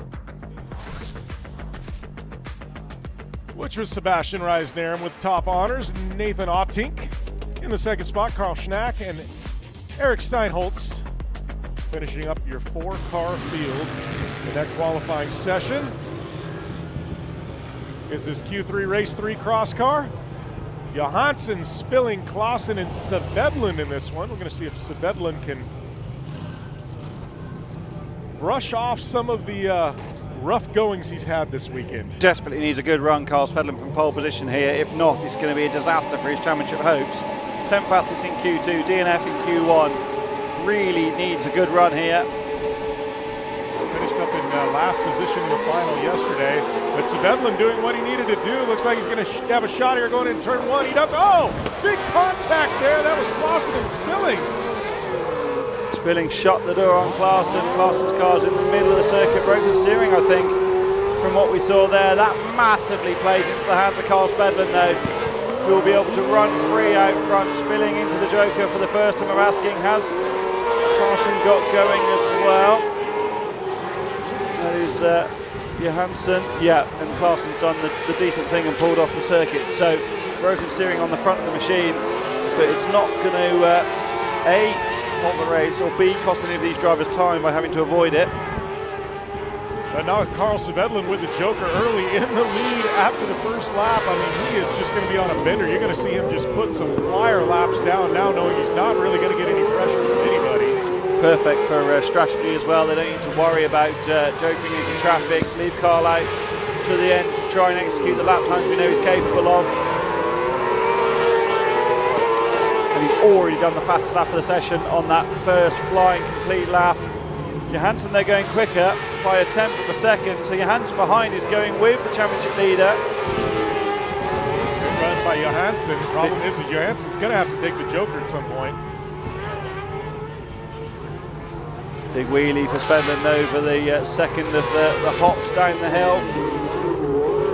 Doesn't really matter if Johansson doesn't clear Svedlund as long as his time's good in terms of climbing back up the order. Johansson currently is 14th overall, so he needs a good time as well to cement a place in the semi-finals.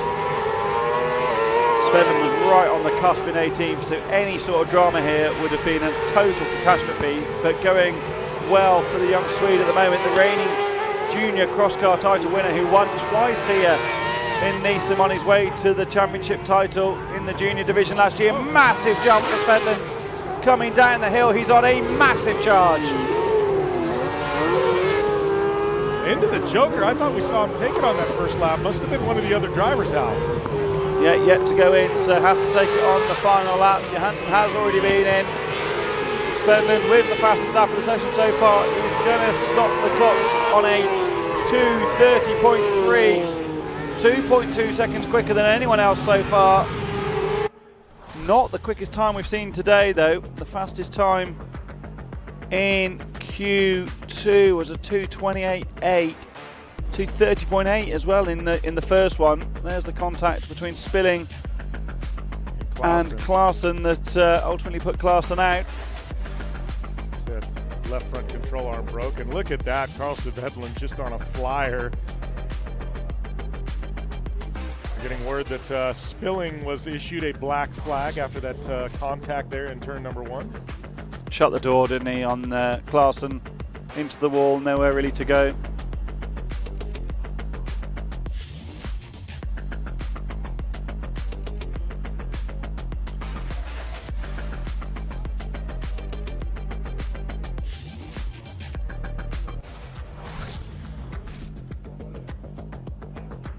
Having a look back at that incident, so Klaassen's right on the inside, Spilling in the middle, starts to turn in. I don't think he knew he was there actually. Not that that's an excuse, ignorance is no, what's the saying? Well, ignorance is bliss at times, but well, yeah, that's definitely not it. Fair, but not exactly what I was looking for. What's it? Ignorance is blind, I don't know. Something like that, but anyway, yeah, clearly didn't work out, so a DSQ for Spilling. Which actually, looking at the standings, is Spilling was 6th with a third and a 12th, so might still make the semis.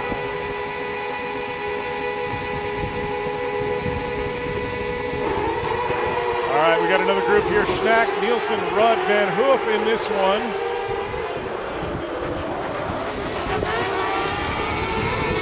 Looks like Nielsen get the jump on the field. So Nielsen going to be leading this one. That is a 43 there. Rudd taking the Joker early. Fastest in Q1 this morning was Patrick Rudd. 8th in Q2, currently sitting 3rd in the intermediate classification. Would love a strong run here. He's only a point away from taking the TQ, but 4th in this race at the moment. Not going to help out in that situation. Super wide for Axel Snack though. At the end of the straight, gets back on and is ahead of Rudd at the moment.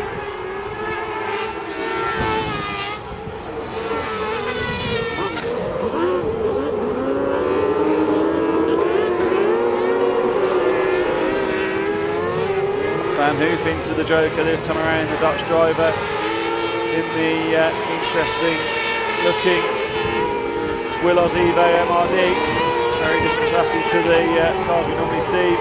Semi-speed car wonders doing the business in Rallyx cross car at the moment. Schnack really attacks that bottom corner, sends it in again. Gets the Joker. Rudd is on a flyer, 40.4 in P3.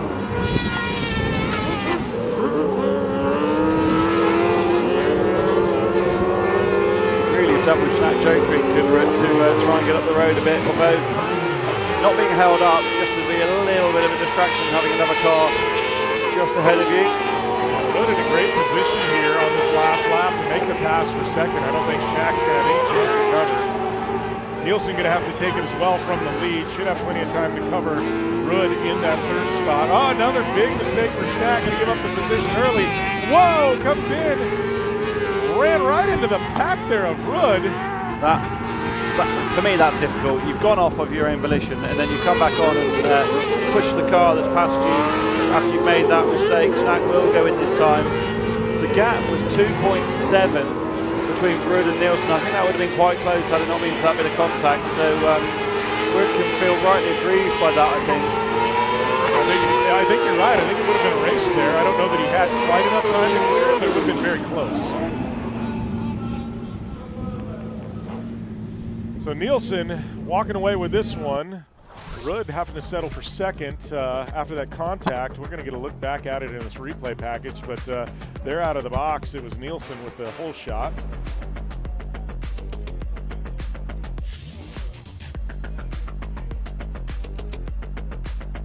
Bit of contact early there.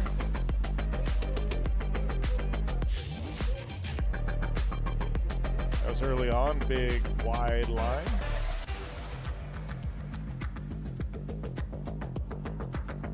Here we go, here's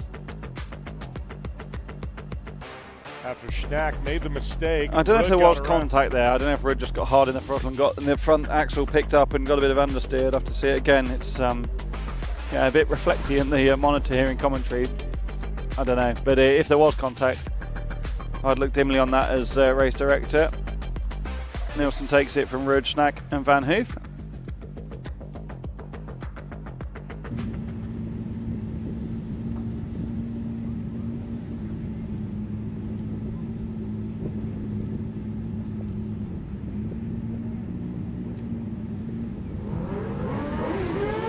All right, Hookah, Vic, Etc., Tree, and Merstad in this one. Etc., your winner from yesterday, sitting there in the third spot. Merstad doing some double duty this weekend. Inside on this one in the pole position. Merstad looks like going to have an edge on the rest of the field. Looks like going to give that one up. Hookah wide into the very loose gravel on the outside. It's Dennis Vick that leads at the front of the order. Into the Joker for the first time of asking goes Vettel Tree in the JC Rum machine. Thomas Merstad was fastest in Q2, as you say, driving the FC2 this weekend, Jim, and the cross car now in pursuit of Dennis Vick, his Norwegian compatriot. He's Etc. loitering in third. This is a massive opportunity for Espanese Etc. today. Came into second day here in Nysum, just 5 points off the lead of the championship. Carl Svedlund struggling to qualifying. This is an opportunity for Etc. to close that gap a bit further. Merstad now a lot of pressure on Vic. Vic's been very quick this weekend. Now we're going to see Ig Merstad jump in, take the Joker. The only driving Joker so far is Vettel Tree. Merstad comes out just alongside the fellow speed car wonder driving Norwegian. Vettel Tree looks like he's got the speed to get around Ig Merstad. Look at that, move to the outside, going to try and do it the hard way. There's no way around the outside there, it's just too loose. The gravel off the racing line. Vettel Tree done the fastest lap of the race of 40.2 last time around, and that's why it was so close at the merge, but just couldn't quite get the move done. I really would like to see this track cleaned a bit more, or have the loose brush come to the line to open up more racing opportunity.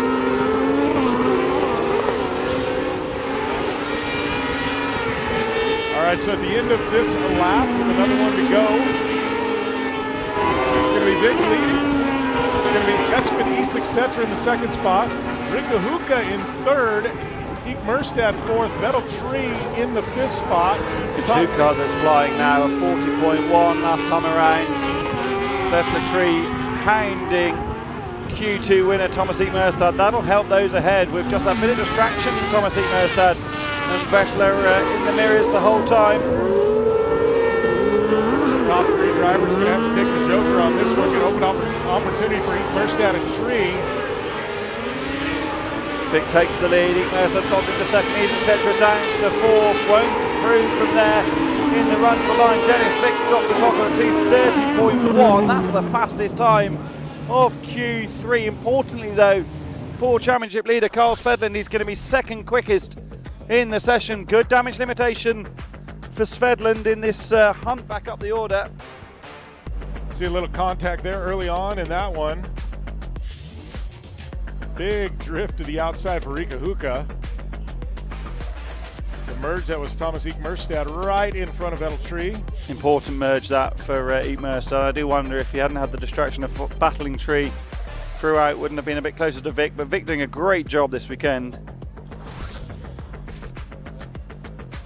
Brings us to our results, and it was Dennis Vick with the top spot in that one. Thomas Eek-Merstad second, Vettel Tree, Espeniksi Setra in fourth. That was yesterday's winner. Riikka Hukka in the final spot. Now moving on to open two-wheel drive. Pedersen, Tislin, Falson, and Hammer in this one. Tislin, yesterday's winner. Had some issues there in the previous qualifying session. Good to see the car back out there, and what a jump on the field for Tislin. To be expected, I think, based on his performance yesterday.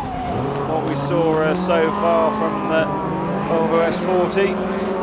Great to see Hammer back out as well, but realistically, while Hammer did fight for the podium places, probably unlikely to be fighting for victory against the best in the field this afternoon.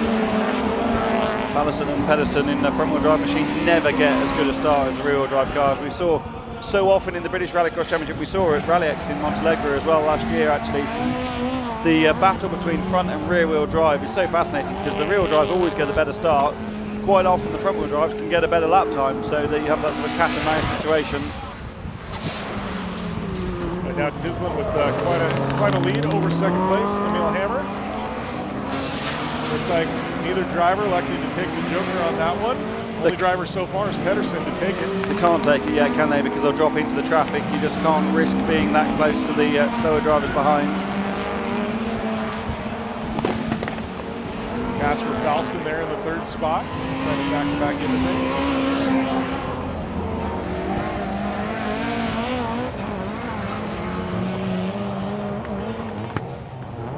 Alright, so we're going to get a big run down into this corner. 2 laps to go. There's our leader, Tislin. Big gap back to second. Still continue to run the main race line. Hammer electing to do so as well. Quite a bit of spacing between Tislin and Hammer now.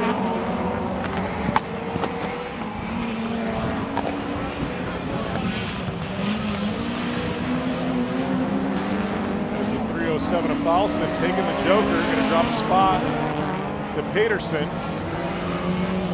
Now our 2 front runners yet to take the Joker.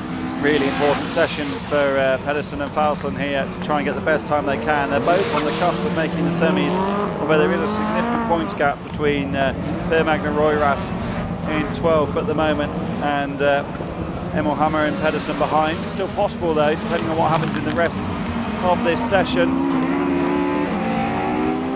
Tislin's going to take it on 2:32.5 for reference. Fastest time in Q2 was a 2:36.4 from Lucas Gabrielson, a 2:33.6 in Q1, so that is the fastest race time of the day so far. Looking back at the start, Tislin with a big jump on the field, quite a few car links. Perfect for Tislin this, just to get a clear run, smash in the laps. There is the finish of that one. Brings us to our results. Christian Tislin, yesterday's winner, taking the top spot in our final qualifying session for Kristen. Emil Hammer in second, Pedersen Falson, rounding out your 4-car field. This one is going to be race number 2. Bleasdale, Jensen, Prosag, Pearson, and Reuteris in this one. Watching Reuteris from the pole, been very strong. Prosag been strong as well. Oh, a little bit of contact there. Reuteris having to get into the binders as Prosag came over. Up the inside for Mikkel Persson into turn 2 on Jensen.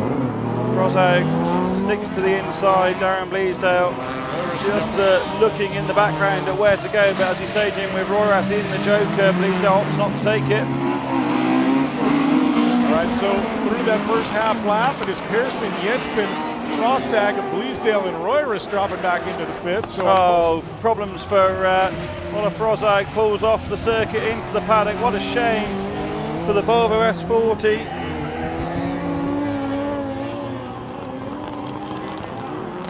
Frosag was 10th overall coming into this. That's going to mean him not being in the semi-finals, depending on what else happens. Petter Jensen starting to put a little pressure now on Pearson. Lots of pressure now being applied. Big Volvo dropping that horsepower down. He's really starting to push here. Kel Pearson gonna have his hands full. Yeah, a little bit of late braking there for Jensen. Trying to make a run. We're gonna see him going down this high-speed stretch. Big Volvo, a lot of horsepower. Gonna narrow the gap down. Jensen getting a taste of his own medicine from the semi-finals yesterday, where Jason Bleasdale had the pace but just couldn't find a way by. Into the Joker this time around for Petter T. Jensen. Oh, Darren Bleasdale's dropped it at the end of the straight.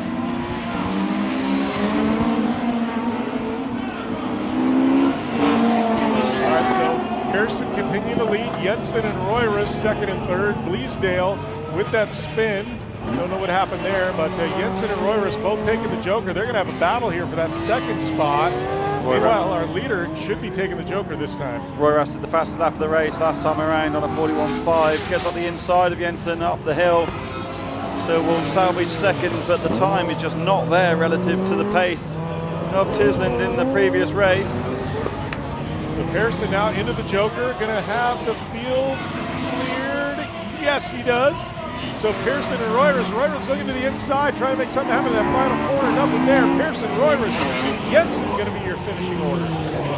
Massively slower though than race one. Tisland had done a 2:32.5, 2:38.1 for Mikkel Pearson. Frosag there, getting into the back there of Pearson early. Royrus lost out badly there in the first couple of corners and just didn't work out for the Citroen Zara driver. Bleasdale dropped at the end of the straight and seemingly didn't get going again, so something went wrong with the Vauxhall VX220. It was Royrus making a pass there for second. Not able to get around Pearson in that final corner, having to settle for the second spot. Great run though for Royrus, who started that in the last spot after the Joker on the first lap. So it was Pearson, Royrus, Jensen, and a couple of DNFs for Bleasdale, as well as Frosag.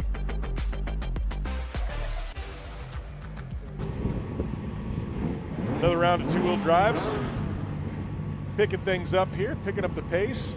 This one's got our current points leader, Lucas Gabrielsen, in it. Second in points, Victor Johansson. We've got Stair, John Nee, and another Bleasdale entry in this. Absolute fastest so far today. Q1 and Q2 starts in pole position for this all-important Q3.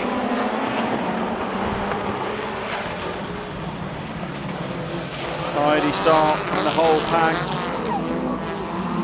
Victor Johansson tucks in behind his title rival. Gabrielsen just needs to keep picking off the points here. It isn't out of the question that he would win the title this afternoon. Jason Bleasdale into the Joker for the first time of asking. Ron Sturr driving the BMW for the first time. Previously raced by Rasmus Persson. Bleasdale must have gone wide there, did he, looking at the amount of dust. Yeah, big dust cloud there. So Gabrielsen and Victor Johansson 1 and 2 in the points. They're 1 and 2 in this one. Gabrielsen's just been so fast this weekend. Didn't have the pace of Tisland yesterday, but I think part of that was knowing that Victor Johansson wasn't in the final. Had a quick look across on the grid, he said. It was like, yeah, interesting that he's not here. And I think that definitely makes you drive differently, doesn't it, when you know your title rival is having some sort of issues. Johnny into the Joker this time around. Bleasdale, you can see, still coming down the straight in the background. He lost a whole heap of time there on the first lap. Victor Johansson, fastest lap of the race, 40.7. Not as quick though as Tisland went in the opening race of this final open two-wheel drive qualifying session here in Denmark. Gabrielson, Johansson steer in this one. Whoa, massive jump for Gabrielson down the hill. Oh, what a wheelie. That might have been the top one we've seen all weekend long so far. But look at that, Victor Johansson really applying some pressure. Steer now going to jump into the Joker in the third spot. Going to come back on. Going to be close there. Looks like he's going to get around John Nee, though. But right now, the battle for the lead, Gabrielson, Johansson, last lap, both going to have to take the Joker. They've both done 40.7 lap times now, Gabrielson and Johansson. Tisland still holding the fastest lap of the session.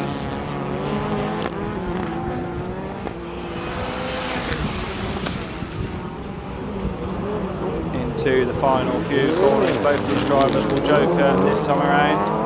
That was really tidy there for Victor Johansson, looking to the inside. Gabrielson, nice bit of protection, but Victor Johansson trying just about anything he can do. He's going to have to settle for second, it looks like. Gabrielson going to hang on to this one. Johansson second. Steer going to take over the third spot. Oh, 2:34.6. What a brilliant Joker for Lucas Gabrielson. But it's not going to be enough to take the fastest time in a 2:32.5. Second fastest for Gabrielson, the championship leader in the final qualifying session of Open two-wheel drive here in Nysum. It's going to secure him the top spot in qualifying. That's another whole heap of points. That's that massive wheelie, Jim, coming down the hill. Beautiful, beautiful bit of driving there. And that's going to wrap things up there in that Open two-wheel drive qualifying session. Lucas Gabrielson, 0.8 of a second over Victor Johansson. Bjorn Sturr hanging on for third. John Nee struggles have continued this weekend in the fourth spot. Jason Bleasdale after the little mishap and a lot of dust cloud settling there for the fifth spot. So by my relatively poor maths, I think that, oh, fantastic. We've got some intermediate classifications. Thank you, producer Carlette. Lucas Gabrielson takes the top spot from Victor Johansson. Christian Tisland climbs up from 6th, coming into Q3 into 3rd. But importantly, it's going to be a point in favour of Lucas Gabrielson. Now, he came into today 58 points ahead in the championship. He needs to leave here with a 60-point margin to secure the title ahead of the final weekend of the series in Germany. That's another point to the good. So now he ultimately needs just one more point from today, better than title rival and reigning champion Victor Johansson, to be secured of the crown. And on countback, Victor Johansson is yet to win this season, whereas Lucas Gabrielson's got 3 victories. So if Gabrielson does indeed outscore Johansson, you have to assume that Johansson doesn't win here, and then even a double victory and a double no score for Lucas Gabrielson in the final weekend of the year in Estering won't be enough. Looks like we got a bit of water. Is it put down? These dusty conditions.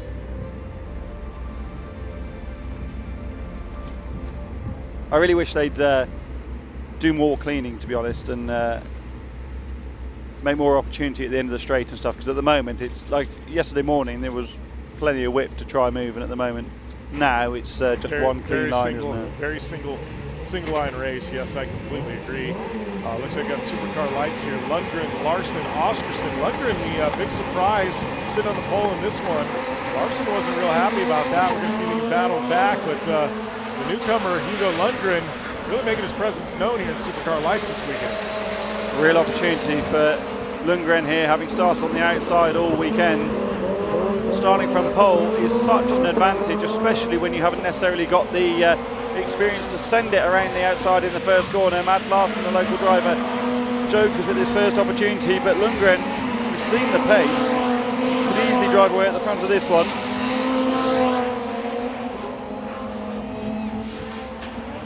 So Lundgren now currently leading, but look at that. Oscarson really narrowing the gap on that last straightaway, out-braking Lundgren into the big sweeper. So if Oscarson can do anything with it, but it looks like Lundgren already starting to stretch things out again over Oscarson. I think Lundgren gained on the exit, didn't he, by being tidier on the way in. different styles.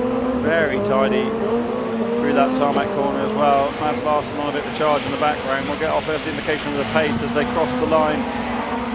This time around, Lundgren does a 40.3, Oscarsson's on a 40.5, Mads Larsson in the background on a 40.3, just a couple of hundred shy of Lundgren's time. 3.4 seconds the gap between the leader and third place.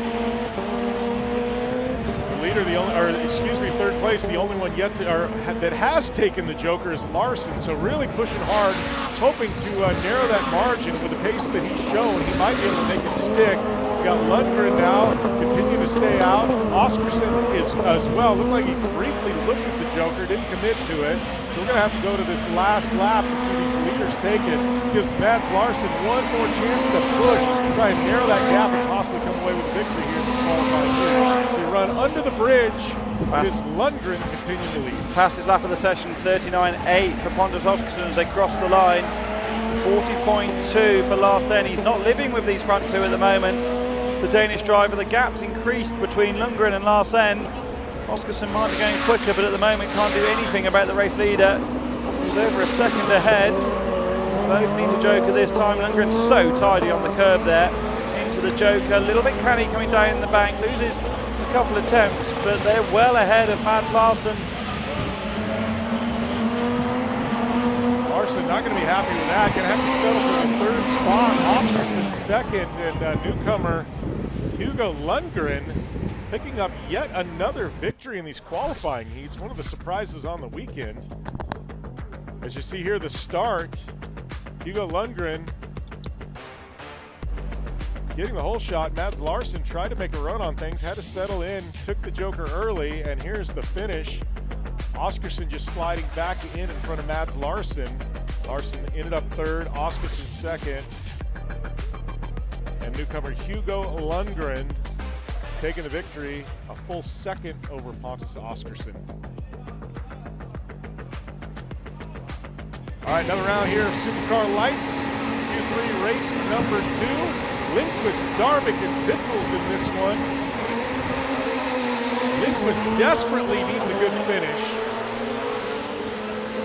Looks like he's got a little contact there with Vittels, having to push out wide. Darvik now getting a good spot on the inside. Lindqvist really getting pushed up high. Darvik jumping out, taking the Joker, saying, I want no part of this. Sensible from all of them, no reason to get caught up in a big battle when there's only 3 of them. They can all Joker on separate laps, not get stuck in the traffic. Lindqvist had to try that around the outside, but gave lots of respect to the inside, didn't slam the door at any point. Now following in the wake of Vittels, who's started on pole throughout the weekend really, and it's so powerful that hasn't really had any trouble thereafter. Yeah, Robert Vittels been very, very strong.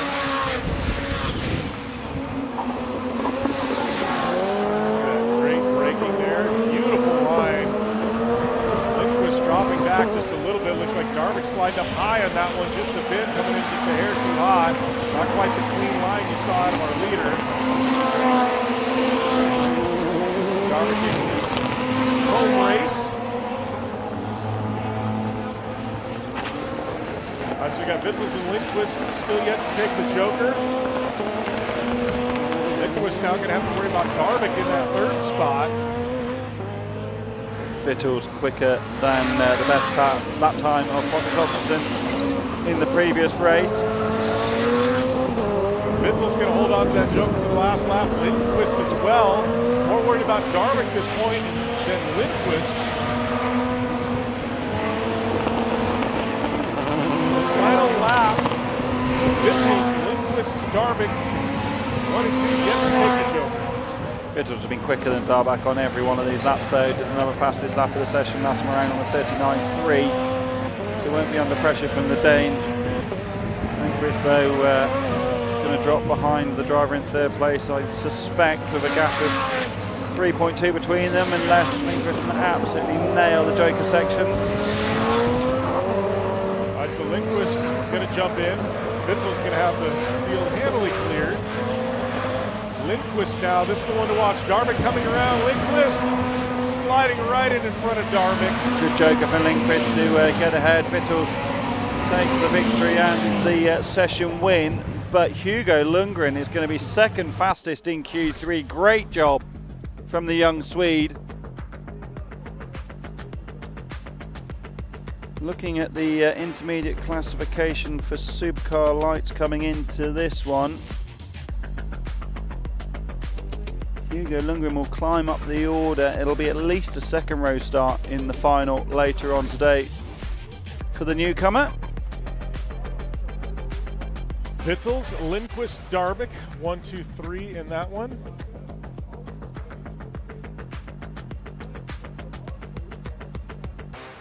We're going to move on to Supercar next. Look there at our intermediate points. Hugo Lundgren does indeed climb up to the second row. We'll share row 2. Alexander Lindqvist. Pole for Roberts Vittels again. Kevin Darbach, despite not having the pace in that one, will start on the front row.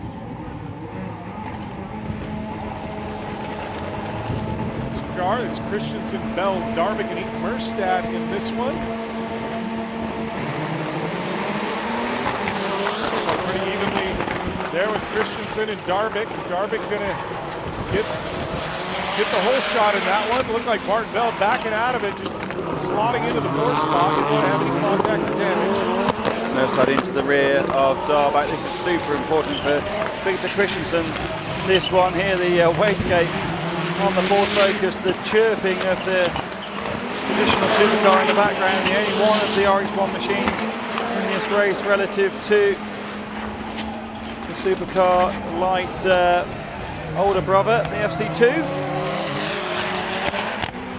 Oh, wide in the background for Victor Christensen. That is not what the young Swede needs. Has he got to puncture the car? Looks like he was very sideways coming up the hill. I don't believe we're going to have semi-finals today for the FC2 cars. Merstad now into the Joker, Bart Bell into the Joker as well. Christensen going to clear Bart Bell, so it's going to be now Darvik, Nick Merstad, Bart Bell 1, 2, 3. Darvik, your leader, yet to take the Joker. 2 to go. Going to have lots of opportunity to take it. Looks like he's got the pretty good gap over the field. I think he's going to wait probably till the last lap, and East Merstad just absolutely flying out here. Darbach fastest lap of the race. If Darbach beats Christensen here, I think Christensen's day is ostensibly done in terms of being in the final from the Pro category this afternoon. Pro-Am final still to come, of course, as well. So Darvik going across the line. Oh, he touches the wall as Christensen on the outside on a big charge now to try and salvage his day. It was a black flag in Q1, the contact in the first corner, and then got the damage from further contact later on in Q2. We definitely won't have semi-finals in the Pro 4-wheel drive category, so this is a fairly desperate run for Victor Christensen, the event winner this year, Jim. Won the opening round of the championship in Tier. Darvik now through the Joker. Going to be close with Eek Merstad. I almost looked like it was going to be contact. Both drivers avoiding the contact. Great sportsmanship there. Tobias Darvik with the win, the local here. Got to feel real happy about that. Eek Merstad in his debut out here in FC2. Great run. That is a 69 of Bart Bell having some struggles. Just not the weekend Bart Bell wanted. Going to get that Ford flipped around here. Take the checkered flag sometime back. Let's get a look here, and it was Tobias Darvik with the whole shot. Eek Merstad into the 2nd spot. Christensen made a little contact after that. Tobias Darvik and Eek Merstad there in 1 and 2. Mistake there for Christensen going wide. Another mistake here from Christensen, brushing with a wall. Here's the finish, and that is Tobias Darvik right in front of Thomas Eek Merstad, who ended up taking the victory. So Tobias Darvik top honors in this one, followed by Thomas Eek Merstad, Victor Christensen, and Bart Bell in the 4th spot.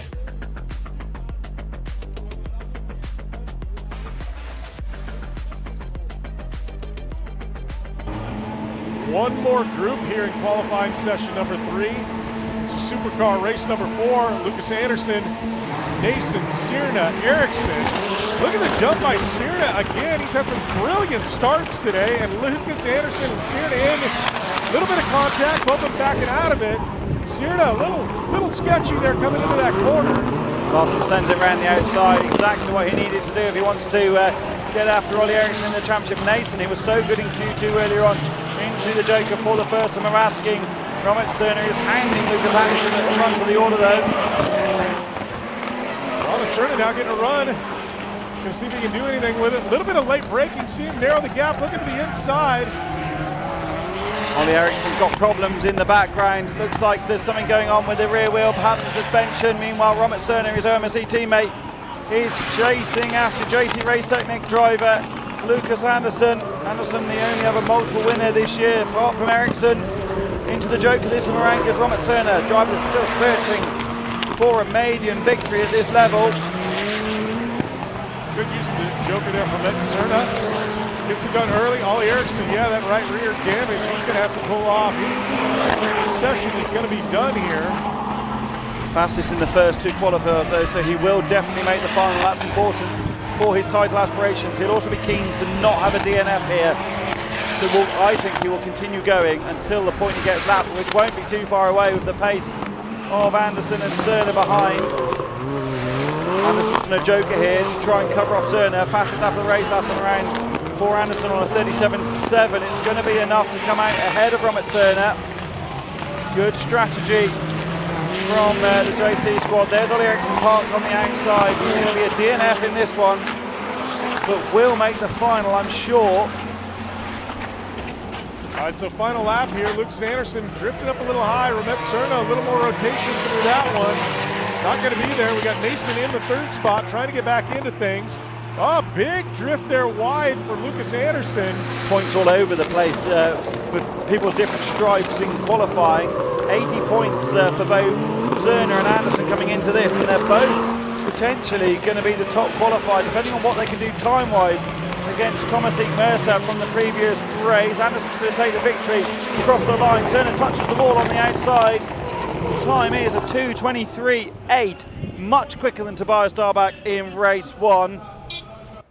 We really need to see some confirmation of how that's going to play in the intermediate classification, because for sure Ollie Ericsson's going to drop back.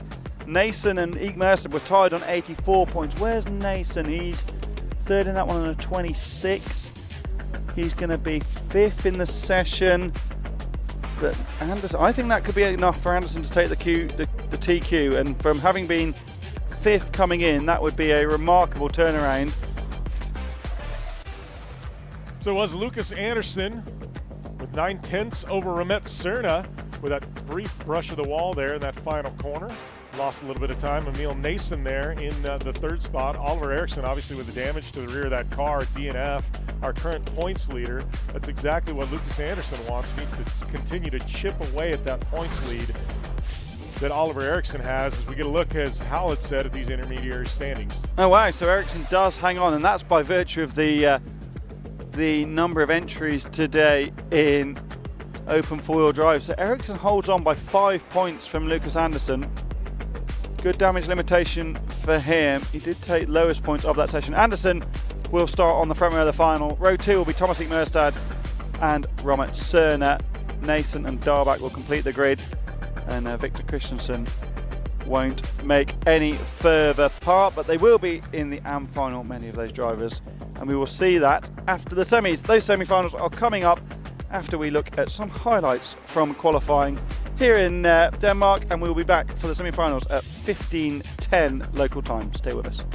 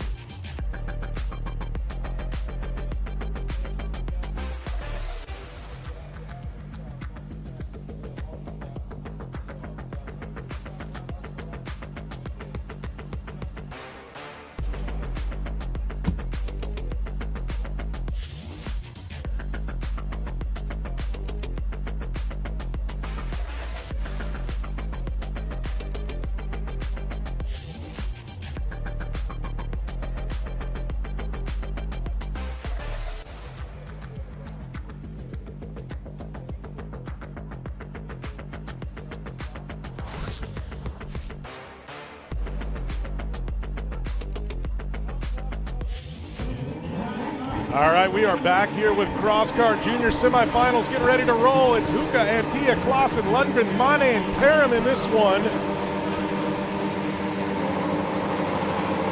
5 laps.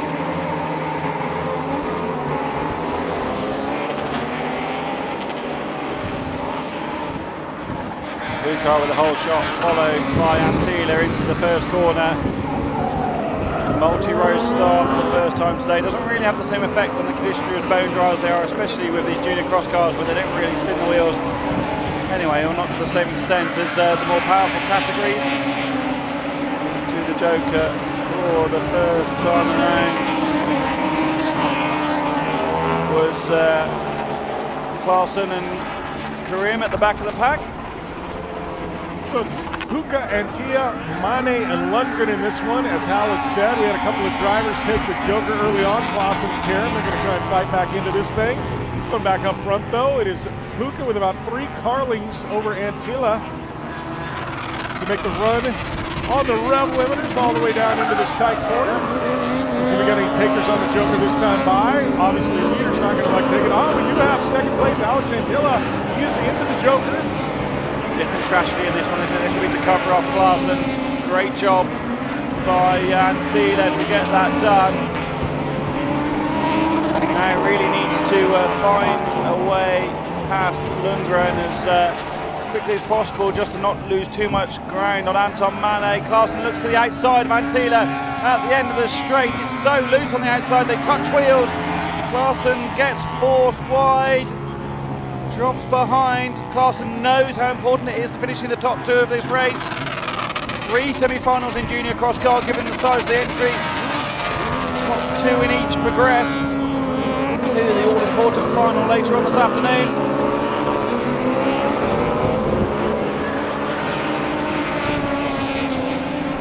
Huka continuing to lead, along with Mane and Lundgren. Battle in the mid-pack. That is Lundgren with a lot of pressure from Alex Antila. Antila obviously has already taken the Joker, trying to put back some time on the rest of this field.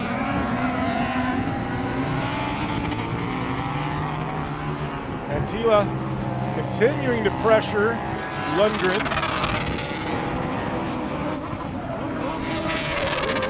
Klaassen in the mix as well. Now making a run on Antila. Drivers desperately trying to get around Lundgren, who hasn't taken the Joker. So Lundgren going to dive off, take the Joker that time by. That's going to free up Antila and Klaassen to now push. Lundgren now going to drop back a few spots. Up front, it's Huka and Mane yet to take the Joker with 2 laps to go. So now the rest of the field is going to try and push, narrow that gap to our leaders as Huka there with a massive lead over the rest of the field. Antila's got the job done for what's necessary here. Most concerned with just trying to get into the top 2, I think, rather than challenging Huka, who, as you say, Jim, is gone up the road. Big over-rotation there to make the Joker. Scrubbing a little bit of time, still shouldn't matter. Gonna have the field handily cleared. Mane still yet to go in. Don't really understand why you stay at this stage, unless you can cause some havoc behind. And well, I do understand. If you can get these lot to tangle up with each other, hope that Klaassen has a lunge at Antila, they both get locked together, maybe you can get in and out of the Joker and salvage a final result. This is why these 3 semi-finals work out. Klaassen goes to the outside. They are having contact. Just as you had said, Al, it happens. Wow, what a move from Pim Klaassen. He's got around the outside of Antila and Mane. Brilliant job from Pim Klaassen. What amazing awareness from the young Dutch driver. That was the move of the weekend for me, Jim. That was brilliant, and then Antila dropping back. He was able to get around Mane. Now Mane all the way to the back, but right now Pim Klaassen now into that transfer position. Beautiful bit of driving now. Disastrous for Alex Antila's title hopes. Really needed to progress through to the final this afternoon. It's not going to happen. Jere Huka has already won the race up the road by the tune of 4.5 seconds. Oh, contact between Mane and Lundgren in the final corners. It matters little. Mane going to get the best of that scrap, but you know, like you said, the title hopes. Wow. For Antila, that was such a tough one, especially after the 3rd place podium finish yesterday. This was an eventful eventful semifinals. We go back here to the start, and it was Jara Huka with the whole shot, and that was the best thing that happened to Huka all race. Just got out of the mess that happened behind him. Start's so important, isn't it? And if you can get that done. Look at this though. This is the move. Ping Klaassen. I said that wasn't going to work when he tried it earlier on Alex Antila. That was the first attempt at that move. This is the later attempt. Just brilliant awareness, and you've also just got to have the gumption to go for it. At that point, Klaassen had nothing to lose. Just send it around the outside and see what you can salvage from the second row of the grid in the semi-final. Have a look back to where Klaassen qualified in the intermediate classification. Was all the way down in... Where is Pim Klaassen? Was 18th in Q3 as we get ready for semi-final number 2. Pim Klaassen qualified 7th, so from 7th in the intermediate to being through to the final. Good job from the Dutch driver. All right, so this one we got Ministo, Stubberup Fredriksson, Jacobsen, Paramaki, Kangasaho, and Idle.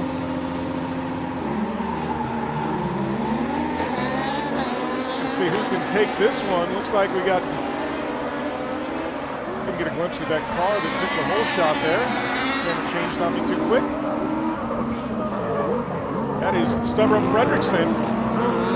Ministo around the outside though of the local driver. Is that going to work? We need to be seeing the battle at the front because the championship leader is in the fight. There is Ministo with Paramaki right behind as well. There's some pace at the front of this one, isn't there? Stubberup Fredriksson, the wild card Danish driver, holding the cards at the moment. Paramaki looking all over the rear of Ministo down the straight into the braking. Stubberup Fredriksson's got a reasonable margin and no danger in the braking area this time around.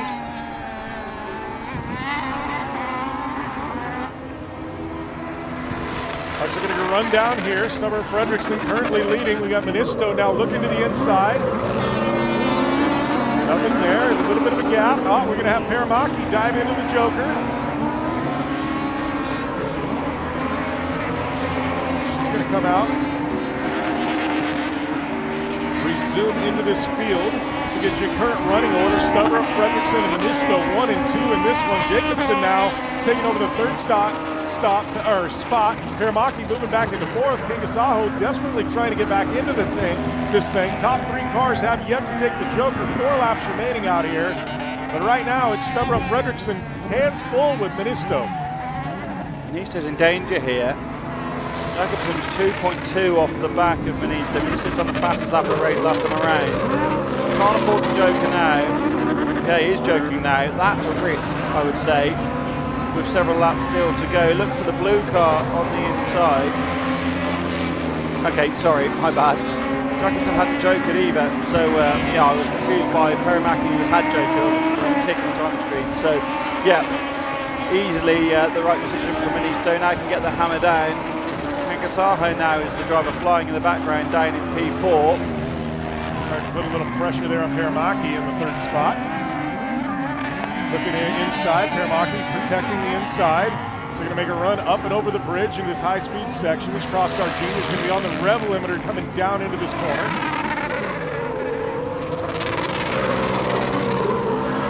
Stubberup Fredriksson into the Joker. So our leader into the Joker. Ministo going to come out and just briefly get by. Almost an over-rotation there. But Ministo going to take the lead over from Stubberup Fredriksson. That over-rotation invoked by a stab on the brakes, I think, just to get the rear moving on a junior cross car. Absolutely the right thing to do, just to make sure you can carry the momentum sideways around the outside. Great job from the points leader, exactly what was required after such a difficult day yesterday. Didn't make the final for the first time in 2026. In a commanding position now in the second semi-final in a hunt to make up for lost time.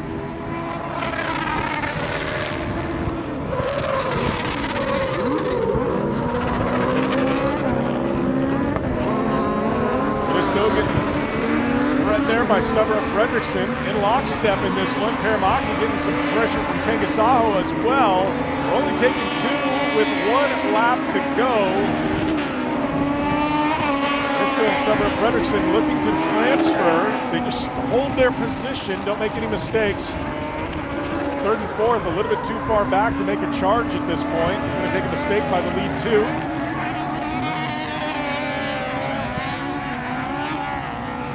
Looks like Kangasaho getting a little bit of a run.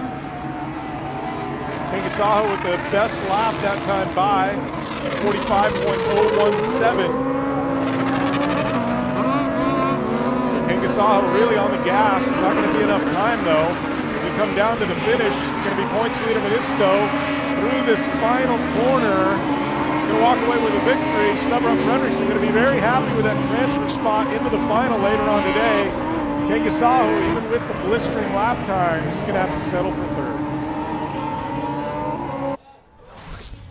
Again, just shows how important the start is. Look at Kangasaho on the back of the grid, went round the outside in the first corner, tried to make up for the lost time in the heats, dropped to the back of the pack there. Quite an impact into the rear of Perimaki, wasn't it, early on from Edal, and then Kangasaho lost out badly there, nearly a final spot for Kangasaho. Little rotation there for Monisto as it holds off Stubber Fredrickson after that merge, walking away with the top spot and a great transfer in the finals. DNF in Q2 really cost Kangasaho. Despite having top 6 times in both Q1 and Q3, Kangasaho will go no further. It's been a strong latter part of the year for the Finn. Looking to take 2 more to the final here in Crosscar Junior. It is Tovio and Isak Setra on the front row, Schnack and Van Glavik, and we've got Nielsen and Yalame in this one. Isak Setra getting the jump on the field. Seems like it's pretty common at this point. Isak Setra getting a little pressure from Tovio early on though.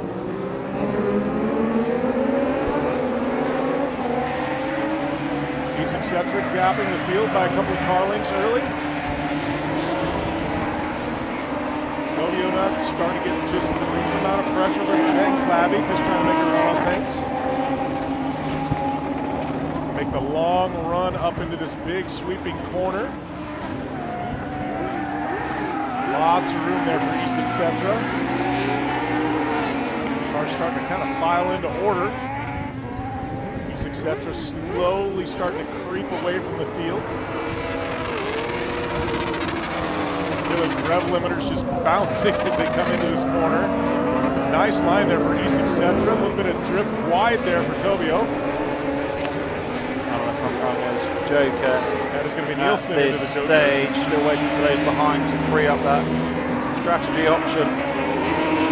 The gap from Isak Setra to Tovio is 1.2. Glavik is 2.3 off the lead as well, so reasonable margins between the top 3 at the moment. Going to be fairly difficult for Schnack, I'd say, in fourth to progress without something happening to the top 3 drivers, but that is very possible. This is a Rallycross semi-final and anything can happen, as we well know.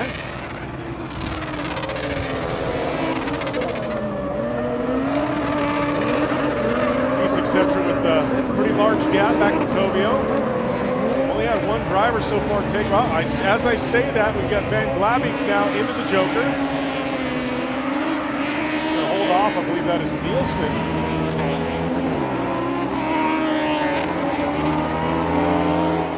Great use of the Joker there from Van Glavik early on. So far Van Glavik, Nielsen, Yalame have taken the Joker. Top 3 yet to take it. Taken 2 in this one, 3 laps remaining.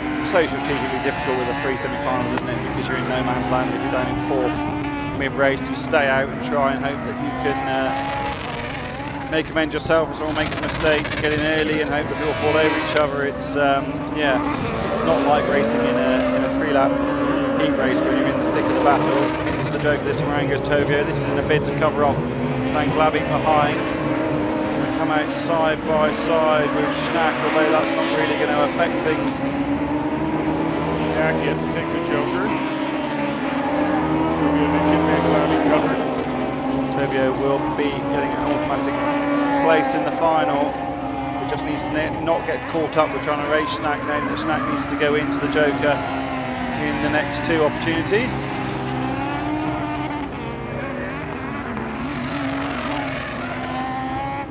tricky mentally in that situation as well, isn't it? You know you've got enough done, but at the same time you don't want to lose loads of time. And it's a natural instinct as a racing driver is to go for the gaps. And Schnack carries way too much pace in there. This is a bit of a headache for Tovio. Do you try and go around the outside following that mistake and get caught up in it, or do you sit behind and lose a bundle of time? Let Van Gladdy close on your rear. Etc. Who's just pulling away out front now with this battle. 5.9 seconds the margin, with the top two still yet to joker. Just a massive gap there for East Etc. back to second place Schnack. Obviously Tovio going to take over that transfer spot once Schnack does take the joker on this time by, but right there East Etc. Just absolutely beautiful performance out here. Winner yesterday and looking very strong heading into the final today. Drops in, takes the joker. A massive amount of time. There is Schnack going to take the joker. Tovio should inherit that position. Does. Oh, look at that big slide back in there. Going to drop a position to Van Gladdy. It's going to be East Etc. and Tovio in the two transfer spots. Van Gladdy going to hold on for third. Schnack dropping back to fourth. So we get a look here once again at the start, and it was Sebastian East Etc. Brilliant bit of driving all weekend long. Winner yesterday. There's Van Gladdy. A little pressure there from Nysum. Tovio there.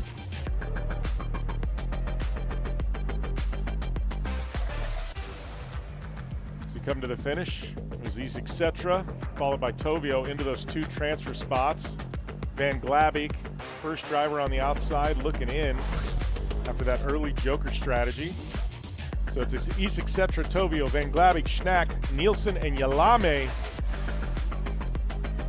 Your results in Crosscar Junior semifinal number 3. So the field has been set for the finals for Crosscar Junior. Still got to set it for Crosscar, which leads us to semifinal number 1. Ikmerstad, Ruud, Van Hoof, Steinholt, Reisnerum spilling in this one.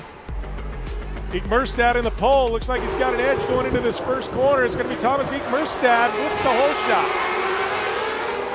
Just what Ikmerstad needed from the front of the order to get out without any carnage in turn 1.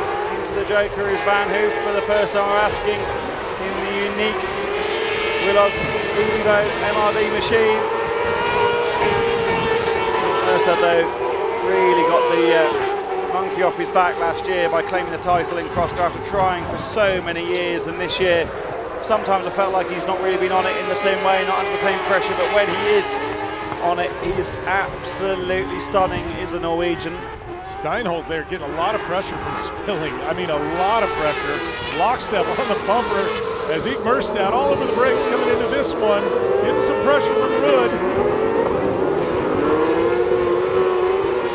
Jokers this time around has to turn out of it for that barrier that comes at you quick on the way down the downhill into the section. Steinholt hooks the wheel over the curve in the final corner. Big run up under the bridge, highest speed section of the course. Ikmerstad still in that first spot. Ruud in the second spot. Those two drivers have been quite competitive with each other in this feature. Got 4 laps remaining. Steinholt just got a view of Reisnerum in a battle here for third. Reisnerum going to bail off, take the joker. Going to cede that position to Steinholt. See how far the Reisnerum drops back. Reisnerum going to drop quite a few positions there.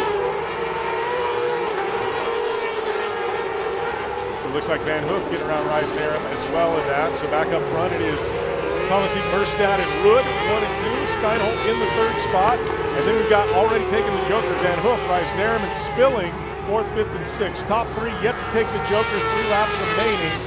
We're going to look at this midfield battle here. Oh, Steinholt all out of shape over the crest, and it's Van Hoof that gets, Spilling that gets piped. No, that's Reisnerum and Spilling in that battle. My apologies.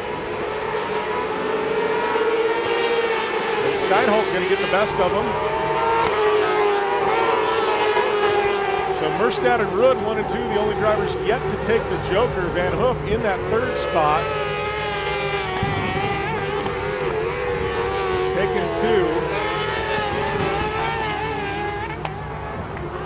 Big jump there for Thomas Merstad down into this corner. So much more speed than the cross-car juniors. His cross-car run. Leader dropping in, second place dropping in, following each other 1 and 2 into this one. Thomas Merstad going to clear the field, as is Rudd, just briefly over Van Hoof in the third spot. Rudd's been great this weekend. Some really fast pace against the regular drivers, but Thomas Merstad exactly where he wants to be. Didn't get a great final yesterday. That poor start following the drive in the FC2 car. Can only feel that just transitioning between the two for 2 finals and jumping between the different start procedures can't be that straightforward, can it? And very different, those two machines. Big jump from Rudd, who's under a lot of pressure from Van Hoof here at the end of the race. Van Hoof's been quick in this one. Not going to get it done there. I'd say there's no opportunity now unless, contact between Stilling and Steinsholt. Is it in the background? Yes, it is. But up front, Thomas Merstad's going to take it from Rudd. Those two drivers progress. The 2 Norwegians sealing themselves a place in the final.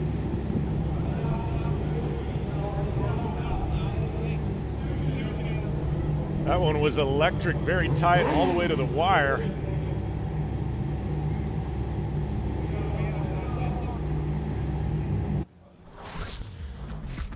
Gonna get a look back here at the start. Thomas Merstad on the inside, getting that whole shot.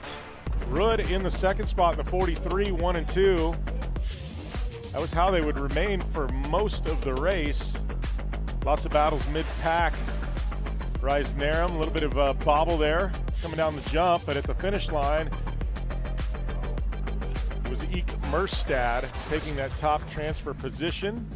It was Patrick Rudd in the second spot. Great weekend of racing Rudd's had so far. We'll see how Patrick Rudd shapes up in the final. Van Hoof outside looking in that one. So you got a couple of more semifinals here for CrossCart. This is number 2, E6 and 3 on the front row. Carl Svedlin, Johansson, Optink, and Clausen in this one. Great start from P2 for Veteran Tree, the JC Race Technique driver. His teammate Carl Svedlin, the championship leader in this one as well, after a really difficult time in qualifying. Svedlin doesn't joke at the first opportunity. He thought he might go in, given his placement on the track. He's dropped to 4th behind Johansson at the moment. They're all tucked up behind yesterday's winner, Espinese, etc.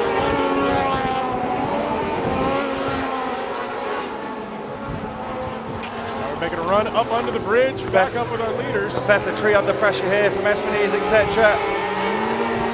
Johansson as well, waiting in the wings. This is a frustrating situation for Carl Svedlin now in 4th. Looks to the inside. Big jump though from Carl Svedlin over the crest. Has to get out of it because that is risky on that loose gravel. That was a... Svedlin was always taking the joker there, Jim. Got the rear of the car moving nice and early into the extra route. But Nathan Otting is going to get through. Irving Clausen as well there in the background. Svedlin's got ahead of Clausen, has he? No, he hasn't. Svedlin's dropped right to the back of the pack. That was a not ideal joker strategy at all for the championship leader. Now that's the big story here. Carl Svedlin, championship leader, outside looking in. He's got a lot of ground to make up. The big thing is Clausen's got him cleared, already taken the joker, so Svedlin's got to hope for some loss of speed up in the front, maybe a mishap so he can get back into this thing. Not going to happen, Jim, from there. 6th, having taken his joker. Clausen doesn't have the pace of the front runner, so he's not going to be able to get it done. Look, Otting's been in and out. Otting side by side with Svedlin as well. Svedlin's championship hopes are taking a beating here, aren't they? Gets up the inside of Nathan Otting up the straight. Oh, this is just heartbreaking for Svedlin. Going to try everything he can to try and claw his way back into this thing, but I don't know there's enough time. Veteran Tree and E6 big gap. Massive jump for Veteran Tree over the second of the crest down the hill. Espinese, etc. in hot pursuit. The 2 Norwegian drivers at the front of the order. Johansson as well from Norway running in 3rd, but at the back this is where the championship battle is really unfolding. Svedlin did get around Otting there. Every point counts at this stage. Important for Svedlin to get past as many cars as possible now to get damage limitation in the points race. He's etc. came into today just 5 points behind the championship leader. Oh, massive jump from He's etc. The winner from yesterday in a hunt for Carl Svedlund in the points race. All right, so we're going to have He's etc. Oh, there's a blow up. That is Optink with the number 17 on fire there. Well, not on fire, but a blow up. But that is... He's etc.'s been into the Joker. Only driver yet to go in is Vetlandry. But with a margin of 3.7 seconds, that's enough for the race leader. Optink walks away, shame for him. All right, so looking for Vetlandry, who's going to have to take the Joker on this last time as we go back to the mid-pack here. That is Carl Svedlund trying to scrap together some points. That is Clausen in front of him. Now we've got Vetlandry, who's going to be taking the Joker. We need to be looking at Carl Svedlund and Clausen in the background because Vetlandry is miles out in front. Hopefully we can see the battle in the background. Vetlandry through the Joker. He's etc. in the transfer spot as well. Checker flag out. Vetlandry, he's etc. taking the transfer spot. And there's Carl Svedlund. Disaster for Carl Svedlund's title hopes. In the 5th spot. Heartbreaking for Carl Svedlund. Espinese etc. though. That is exactly what he needed to keep his title hopes alive through qualifying. It was, this is where Svedlund, I think, ought to have joked on the first lap actually to get to the back of the pack because he would have started to pick them back off, stayed out, then probably joked a bit early. So easy for me to say that, but got caught in the traffic. This is him fighting the two Dutch Peters cross car machines of Clausen and Optink. And it took him a good 2 laps to get around Optink. So He's etc. he had 15 at intermediate against Svedlund's 9. So He's etc. had already moved into the championship lead after qualifying and has extended that now more. This is, if He's etc. scores big in the final, having transferred through from the semi-finals, this is going to be massive in the cross-car title race and set up an absolute showdown in the final weekend in Estering. So Vetlandry and He's etc. taking the transfer spots in that one. We're going to move into our final cross-car semi-final. Going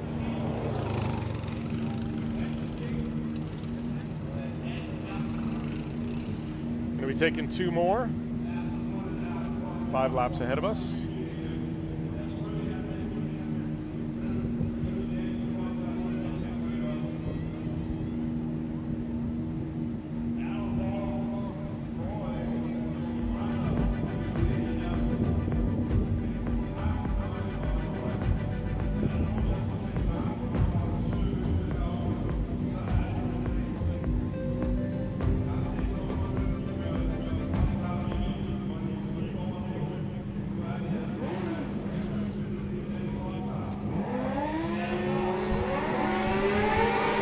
All right, getting ready to go green here. It is Vic, Nielsen, Schnack, Jensen, Hoeka, Schnack in this one. Look for Vic, had some wicked quick starts all weekend long. And Vic with another beautiful start. Dennis Vic into the pole position. Oh, Schnack gets forced up the barrier on the inside, actually wall rides it. We haven't seen that very often here. Normally you just get squeezed into it and have a load of suspension damage. Into the Joker for the first time of asking for one of the white machines. Oh, Hookers and Shovel in the background.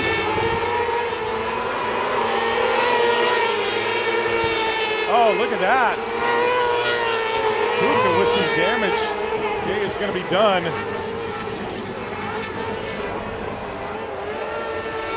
It was Jensen and Schnack who jokered on the opening lap. Jensen's had great pace today, although ended up in the weeds, literally. In Q3, was down there with the long grass all wrapped around his cross-car machine.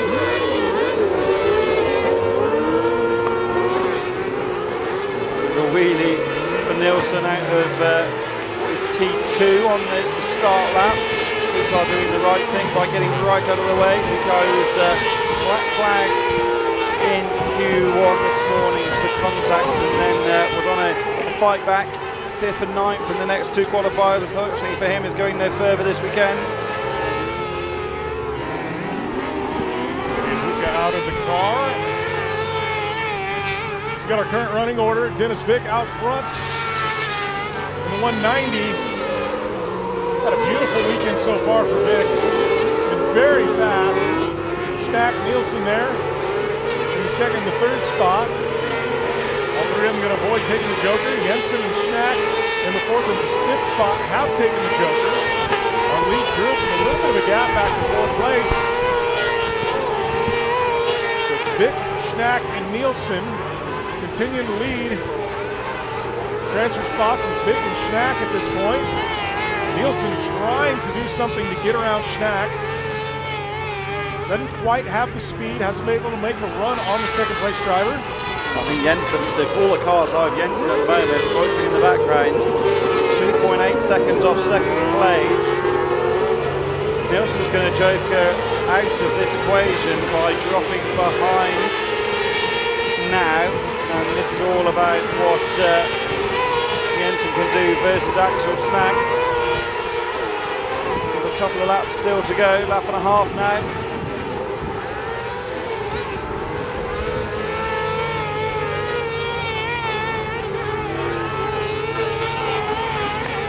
Funny how we've had all the nationalities tied together in these semi-finals. All the Norwegians earlier, mostly Danes now, aside from Racida. Vic still going in this one. Two to go. Vic going to stay out like he should. Schnack now going to take it. This is going to be the one to watch. Can Jensen get around? I think he has enough time. Schnack should have stayed out then for me. Needed to try and increase the margin on a big push lap. Joker into no man's land. Great job from Jensen. He was on a flyer behind. Fastest lap of the race for Jensen right when he needed it.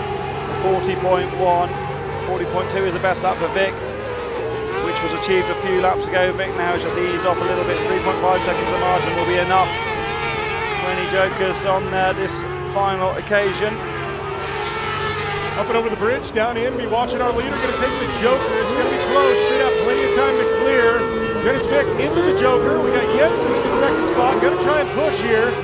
Is there enough time? Can Vic, look at that, they're going to come through, and Vic slides in front of Jensen. Maybe was in danger of backing off a little bit too much, was Vic, and Jensen's been on an absolute charge, hasn't he? Just 2 tenths shy of his best lap on the final tour. Jensen with a brilliant home drive. You could hear the local track announcer here and the crowd getting well into that, seeing the Danes do well.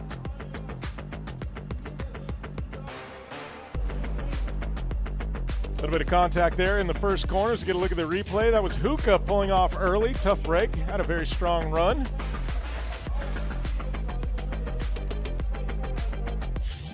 Great use of the Joker there for Dennis Vic. Your ultimate winner at the line as the checkered flags flew, just right in front of Jensen, who had a beautiful push lap and almost caught the lead away from Dennis Vic, who led that wire to wire. So it was Oliver Lucas Jensen in the second spot.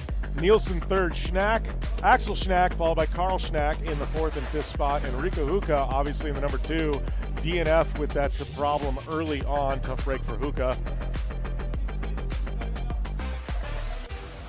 Field has been set for our final in cross car, which means we are moving to open 2-wheel drive. This one's going to be 3 different semifinals. We're going to pull Rico Hookah off. Get to that open 2-wheel drive semifinal number 1 here momentarily. So we're going to have 3 semifinals. Going to be taking 2 out of each of these. It's going to be semifinal number 1. Lucas Gabrielson, points leader in the pole position. Bjorn Steerd in this one. Pearson, Royris, and Froschag in it as well. Looks like Froschag not making the green flag. So not able to get that car re-prepared. So Gabrielson going to get the whole shot. And a Steer into the second spot. Pearson into third. Bit of a regulatory anomaly that we've got 3 semi-finals for the open 2-wheel drive as Royris loses time at the back of the pack. Because some wording in bulletin was released on Friday, so we will have 3 semi-finals that aren't actually full grids. I'm sure that won't happen again. Next weekend in Germany, the entry list for that event is being released tomorrow, Monday, so keep an eye out on the Rallyx social media channels. But that's going to be absolutely massive. I think it's over 30 cars on the entry list at the moment for open 2-wheel drive. So that sounds like a lot of heat races and some very packed semi-finals. Unlike day 2 here in Nysum. Nickel Person on a charge on the back of Bjorn Stur, the two Swedish drivers trying to progress through to the final this afternoon. Pearson there through the Joker, going to drop a position to Royrus there. Royrus trying to get back into things after that bobble early on, took the Joker on the first lap. Royrus up into third. Pearson into fourth. Gabrielson and Steer in those transfer positions. Gabrielson with a big gap over Steer in the second spot. Probably not enough to Joker yet. Probably going to take another lap or two as Gabrielson just flying off that jump down into this pit corner. Steer extending the gap over Royrus in the third spot as well. Neither driver taking the Joker, don't have enough time yet to clear Royrus. We got Steer in second, making his way through that final corner. Gabrielson with about 10 car lengths over Steer. Royrus now on a charge, trying to get back into things. That final transfer spot is available. Royrus already taken the Joker, going to see if he can put some speed on Steer. 2.8 seconds the margin. It's possible, isn't it? Because Royrus has had good pace this weekend. You can hear the three-rotor machine wailing out of that slow corner. Lucas Gabrielson dominating in this one at the moment. I don't say too much about Lucas Gabrielson, risk cursing him into the Joker this time around for the race leader and the championship leader in the little Toyota Starlet. Comes out in second, but that's to manage his position, guarantees himself a place in the final. Oh, this is a bit risky because now he's stuck up behind Bjorn Stur. Will want to try and find a way by, but without too much risk in the brakes. Looking to not get caught in the traffic. This could unravel very quickly for Lucas Gabrielson, couldn't it? Having been conservative with the early Joker. It was the right move. He's going to be in a transfer spot, but man, it's going to cost him a lot of time, and it's allowing Royrus now to get back into things. I think Steer might be on the outside looking in on this one. Yeah, for sure. The gap's just not there now, is it, to Royrus? Clearly had a bit of a problem on the exit of the final corner last time around. There is Royrus in the blue machine. He's going to move through. Oh, great joke from Steer. Contact. Oh! And that was contact between the two. Steur's in the wall on the outside. Clever contact. Oh, big crash, big roll in the Rasmus Persson own machine. Steer after the major contact.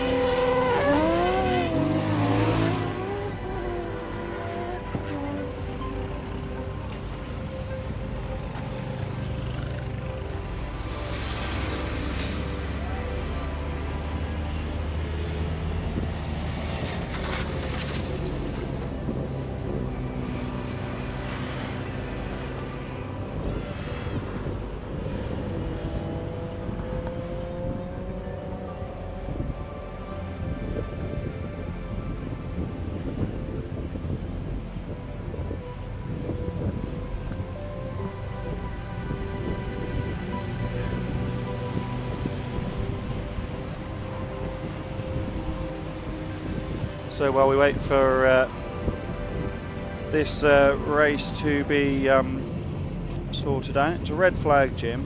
Looking at the timing screen, everyone's jokered actually because Royrus had been in on that penultimate lap where we are. How many laps we've done? 4 laps of the 5.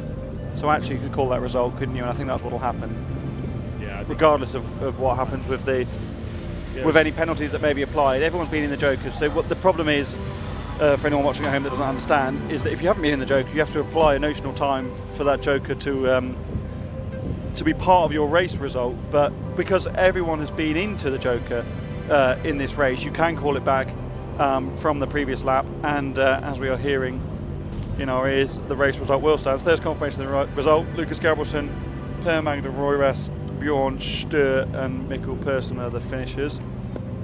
Frostag didn't make the start, but we'll have to see what the thoughts are on the incident that happened, because we cut away from that, unfortunately, part of the way through it.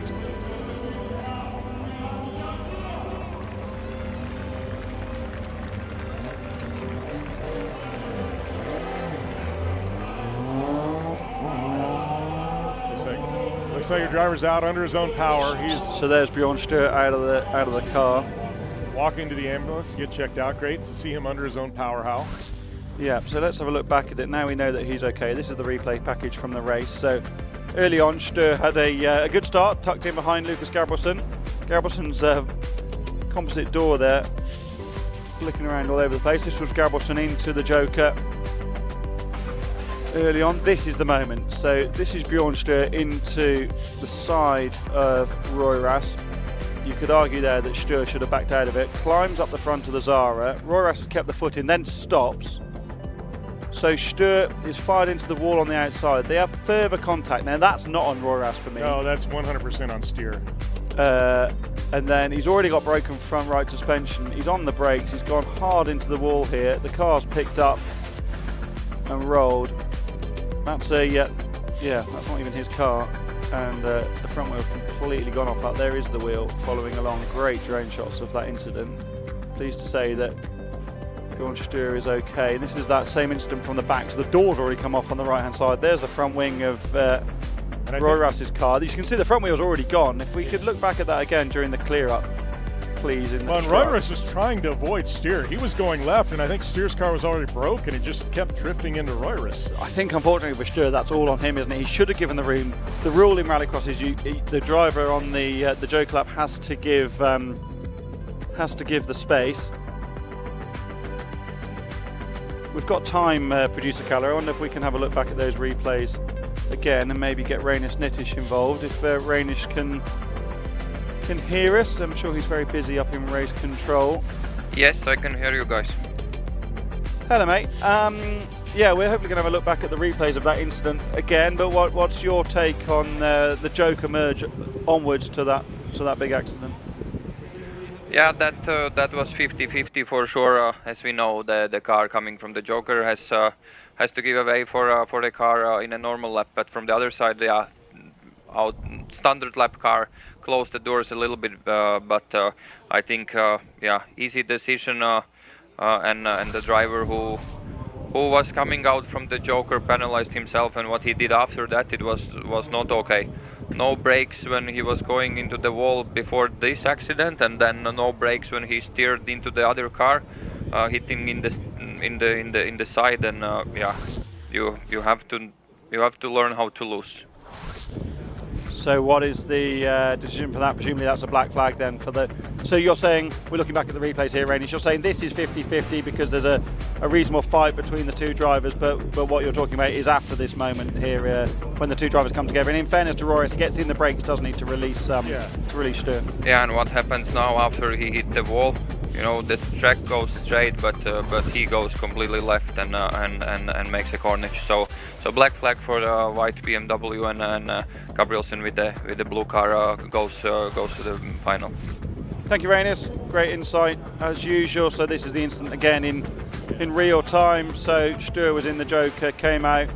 What Rainis is saying is that Roy Ras was a bit wide into the final corner. So fair enough, they had that bit of contact. Roy Ras got out of the throttle into the brakes to release the cars, and then Sturr has twice been in the wall and been in the throttle. So big damage to it's Rasmus Berggren's car. I got all excited to call it Rasmus Persson's car. It's Rasmus Berggren's car that we saw race earlier this year, and that is an unusual place to have such an accident here actually at Nysum, because the circuit does go to the left and the energy usually is further up the straight. But fortunately he's okay, got out of the car, but massive damage.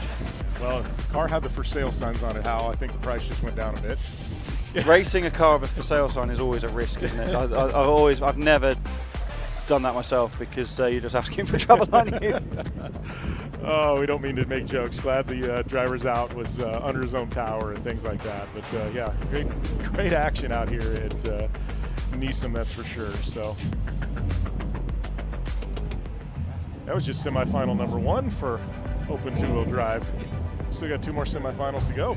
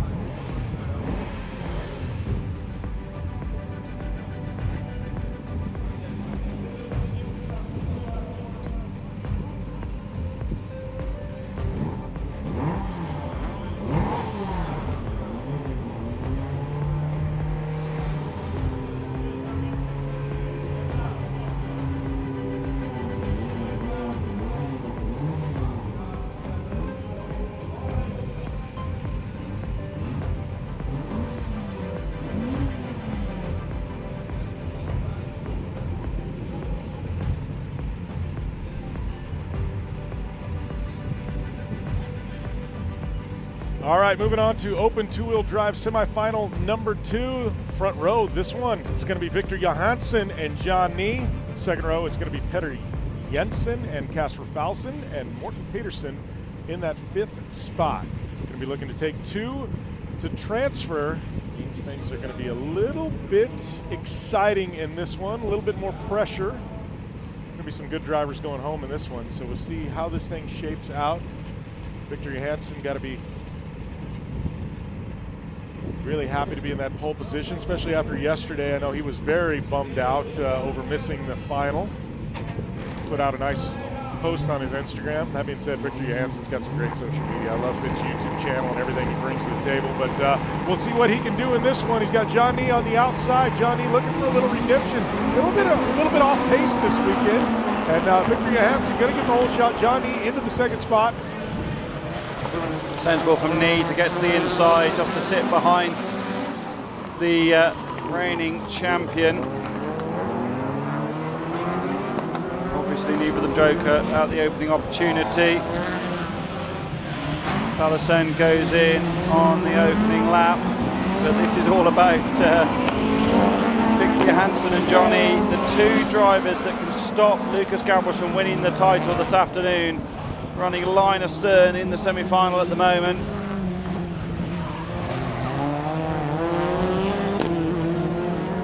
Johansson will, if he can win this semi-final and match the points scored by Gabrielsen in the first semi, will at least stop the rot in the points deficit. It's a massively uphill task for Johansson in the title race, but well, there's still a mathematical chance. You don't give up, do you? And even if Gabrielsen does win it this afternoon, I'm sure that they'll all be going to Westerring with the intention of fighting for victory next weekend to conclude the championship, and even then look to make their way to Portugal at the end of the year for the standalone event in Montalegre.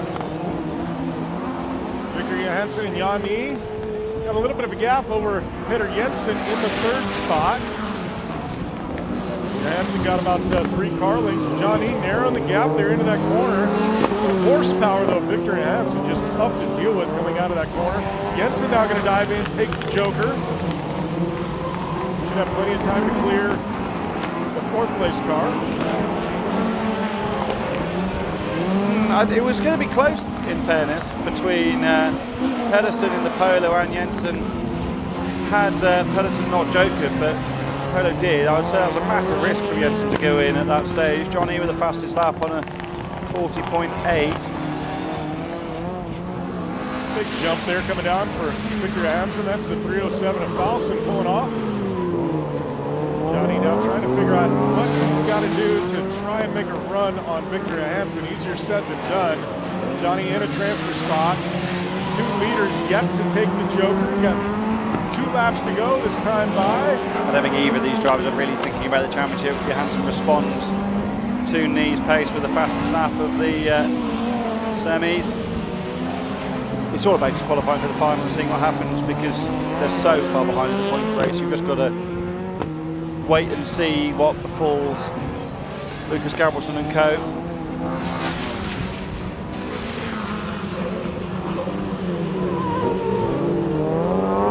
Big brake check there for Victor Johansson. As Victor Johansson, our leader, goes into the joker, John Nee stays out. So John Nee now going to take over the lead. Victor Johansson into the 2nd spot. John Nee now going to try and push. I don't know if he's going to have enough room there. Victor Johansson should handily get back by John Nee, but John Nee going to lead for a lap. He should indeed. It's all about Victor Johansson just managing the risk. Getting into the joker, knows that even now with a puncture or something, the margin is so big to those behind. Jensen is really struggling for pace for whatever reason in this one. So Johansson can just eye up what Nee's doing, and even if something does happen, at least he's 2nd on track and will move forward. Nee into the joker, Johansson will retake the advantage on track. Dark clouds looming in the background. Are we going to get another douse of rain here for the finals, just like we did on day 1 here at Nysum in 2025? Victor Johansson takes semi-final number 2. John Nee also progressing through to the final. Going to be Jensen there in the 3rd spot. So get a look back here at the highlights. Victor Johansson on the pole position, taking the lead. Johnny sliding over there in front of the 342 of Jensen. 307 there, that is Falson pulling off midway through that feature. Coming to the checkered flag though, Victor Johansson taking the top spot by about 3 or 4 car lengths over Johnny. Both those drivers going to transfer into the final later on this afternoon. So we look at full results for open two-wheel drive semifinal number 2. Johansson, Nee, Jensen, Peterson, and Falson, your running order.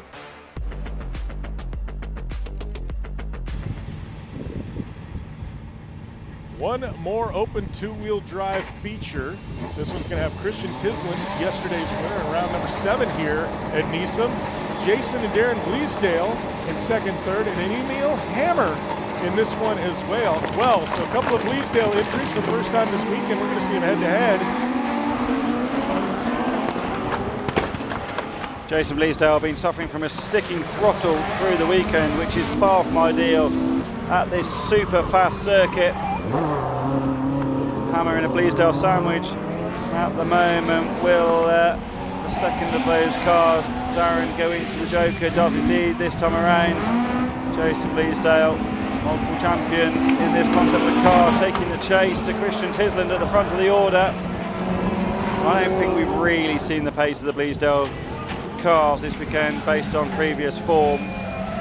Well, they both had just some minor issues, I think, that have been hurting them. I keep waiting for them to push through, and we may see it in this feature. Right now, yesterday's winner, Tisland, out front. Bleasdale, though, pushing very hard. Those are beautiful-looking race cars. Sticking throttles are just an absolute nightmare, especially at this kind of venue. Bleasdale going with Tisland at the moment. Dan Bleasdale in the window as well. If these two get held up with each other, they'll be very keen for one of them at least to make it through to the final. Jason Bleasdale got a great run on Tisland up the back straight, but just like yesterday in the semi-finals when he had a whole windscreen full of Jensen Volvo, it's very difficult to see a way through. Look at the clean line up the hill. There's just no alternative option for line for any overtaking manoeuvre, given how clean the race line is and how dirty anything offline is. The marbles, you call it in Formula 1. All right, so Tisland leading, Bleasdale second, Hammer third. Hammer now jumping in, taking the Joker. This is to cover off Darren Bleasdale, although unless something happens to the two up front, that's going to be immaterial in the result. Darren Bleasdale looks to the inside of Hammer, thinks better of it on the exit of the final corner. Tisland just gapping Jason Bleasdale a little bit now. Wouldn't be surprised to see Jason Bleasdale go into the Joker this time around just to cover off position and maintain second. Tisland's pulling a bit of a gap now. The gap between Jason Bleasdale and Hammer, 6 seconds. Bleasdale stays out on that one. Surprised he hasn't jokered, to be honest. I would have joked him at this stage. Now coming back at, so nimble is the VX220 that it really gains in this 10th part of the lap before the Volvo can get the Hammer down. Darren Bleasdale meanwhile has cleared Hammer in the background. Back up to our lead, Tisland and Bleasdale, 2 to go. Gonna have to have a Joker. I would think at this point they're gonna Joker on opposite laps. Has to, Jason has to go now if Tisland doesn't, to give an opportunity for a push. He's going in, slow entry into that corner. Not the fastest Joker we've seen all weekend, but nice, neat and tidy, clearly coming out with loads of space back to his brother Darren, and now it's all about a big old push lap for Jason Bleasdale. Fastest lap of the race as well on a 39.7. That's some half a second quicker than the best lap set by Tisland, so this could be close. 3.3 the gap as they cross the line. All right, so Tisland now going to make the run into that corner. We're going to see our leader take the Joker. The question is Jason Bleasdale, has he pushed enough? It looks like he's going to be in striking distance. We're going to have to see. It's going to be close. Tisland now into the Joker. He has closed visibly, hasn't he, Jason Bleasdale in the VX220. Tisland sending the Volvo through the Joker. Bleasdale around the outside, gets forced deep by Tisland. There was a lot of room given by both of the drivers there. Can't quite get it done. You've got to wonder if Bleasdale had gone a lap earlier, he would have had enough pace to clear Tisland at the merge. But brilliant job from Bleasdale to give a race to yesterday's winner after all the strife they've been to this weekend with both cars.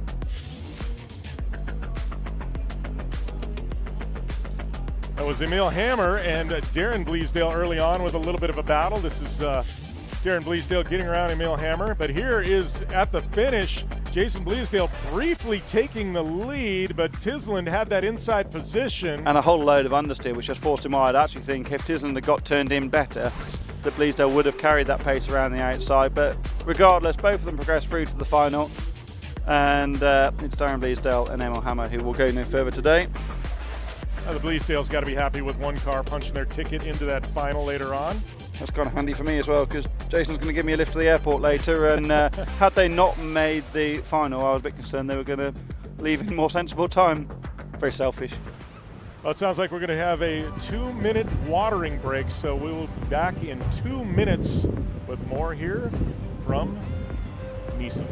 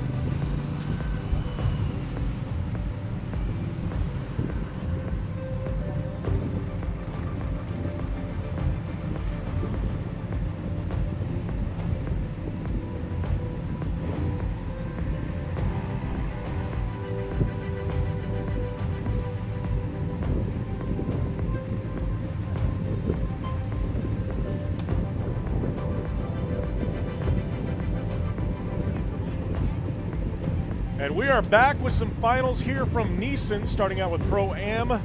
In our open four-wheel drive category, it is Eek Merstad and Darvik on the front row. It's going to be Christensen and Bell in the back row. Darvik obviously taking top honors in this one yesterday, but Eek Merstad has been very, very fast. Yeah, lost out yesterday, Eek Merstad. For me, he's favourite coming into this based on his pace so far this weekend. Bell surviving still with gearbox part borrowed from Tom Daniel Tanovik's Volkswagen Polo that unfortunately lost the engine yesterday. And Victor Christensen, who won't feature in the Pro final later on, unlike Eek Merstad and Darbach, who plan to be there barring any disasters in this one. Looks like we're getting fired up here. Look here, Eek Merstad and Darbach on that front row. We might have a bit of a battle going here into turn number one. Look at that, Darvik with the jump over Ekmerstad. He's going to be able to drift over and seal that position for the whole shot. And look at that, Bart Bell now getting into the mix. Great start from Darvik from the outside. Christensen tried the outside in turn 1, tries the outside in turn 2 as well. On Bart Bell, makes the right decision. The STSRX driver goes into the Joker this time around. Now can get the hammer down. Christensen has got great lap pace, has had terrible fortune today. Wet flagged in Q1, damaging Q2, and Q3 just wasn't enough to get himself into the Pro Final, but this is an opportunity for him to be on the podium in the AM Final in his first season at this level. On his debut weekend in Tier. Ekmerstad being dropped by Darvik a little bit at the front of the order. Darvik, as you say, Jim, won this final yesterday and celebrated with a number of donuts after the line. Christensen on the back of Bell already, a little nudge into the rear of the focus. It was slow at the apex and he's going into the Joker this time around. And now Bart Bell rotate that car into the Joker just a bit. So Bart Bell now going to slot back into 4th spot, out of podium contention, but look at the burner that Thomas Ekmerstad is on, trying to chase down yesterday's winner in this division, Tobias Darvik. 5/10 of a second slower last time around was Ekmerstad on the race leader. Hasn't got an answer at the moment. Darvik looks like he's in a good run of form in these AM finals. Into the Joker this time around for Ekmerstad. This is in part to cover off Christensen behind, who he knows has good pace. Going to be close. Ekmerstad gets it done. Christensen looks to the inside in the final corner, but Ekmerstad gets the door shut. Now it's all about trying to get the hammer down. Darvik spotters will be desperately hoping that these two hold each other up and give him a bit of breathing space. Christensen was the fastest driver on track last time around. He is now filling the mirrors of Thomas Ekmerstad. Drops a tire there into the rough. Nice little cut, as we like to say in stage rally, but he is all over the back of Ekmerstad in this one. Looking to the inside, doing a great job of protecting was Ekmerstad. Right now, Tobias Darvik, your leader, does take the Joker, clears off the rest of the field. Brilliant Joker move by Darvik. Clearly not confident that he's got the absolute pace to be pulling away at the front of the order. So good move by the Darvik Motorsport squad to get him in and out. Does risk coming under pressure from Ekmerstad rather than staying in the margin, but at least he's got track position. Ekmerstad also is dealing with the attentions of Victor Christensen in the background. Bart Bell's dropped out of this one. I wonder if his issues are continuing from throughout the weekend. All three drivers in lockstep, about 2 car lengths between each one. Darvik now leading Ekmerstad and Christensen. Going to go by the finish line this time by. It'll be 1 lap remaining. He's so close to the wall on the outside every single time. Nearly half a second slower than his best lap that time around, but driving in the dust of the cars ahead with and a big cut for Christensen. Dragged the nose of the car in, but the front diff was able to pull him straight on the exit. Saw a little tire smoke off that right front tire too. Darvik with just a couple of corners to go now at home here in Denmark. 2 corners to go. Can he make it perfect in Pro-Am? The local Tobias Darvik gonna hold on. Back-to-back victories here in Pro-Am for Tobias Darvik. The local fans, we can hear them in the background how they are loving that result.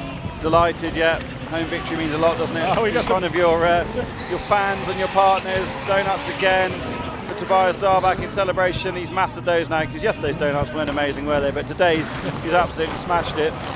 Look, he's still celebrating. A big slide. I got to save the car, though. We're going to see it later on today. Here's the start, and Tobias Darvik just getting the jump, and that was what he needed to do. Getting a lot of pressure from Ekmerstad through the whole thing. Bart Bell was in it early, then he ended up dropping out late. There's Thomas Ekmerstad with a little pressure from Christensen.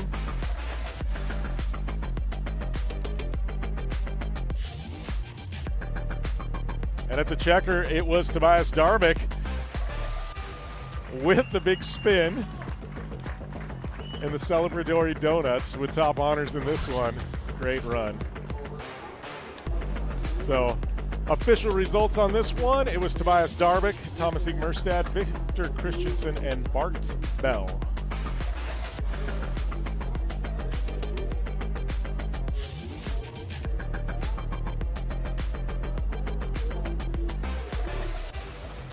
All right, going to move on to our another final here. It's going to be Cross Car Junior and a final.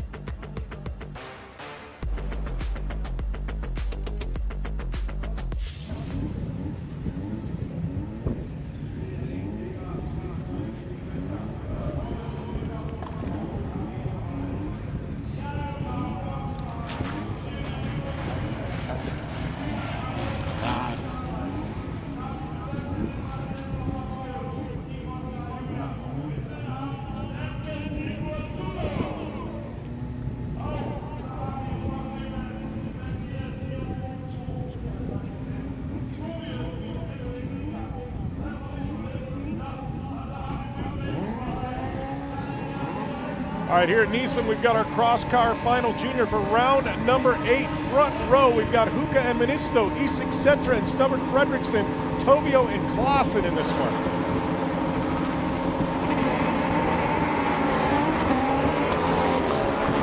Looks like Ministo in the number 13 getting a little edge over the number 47 of Huka.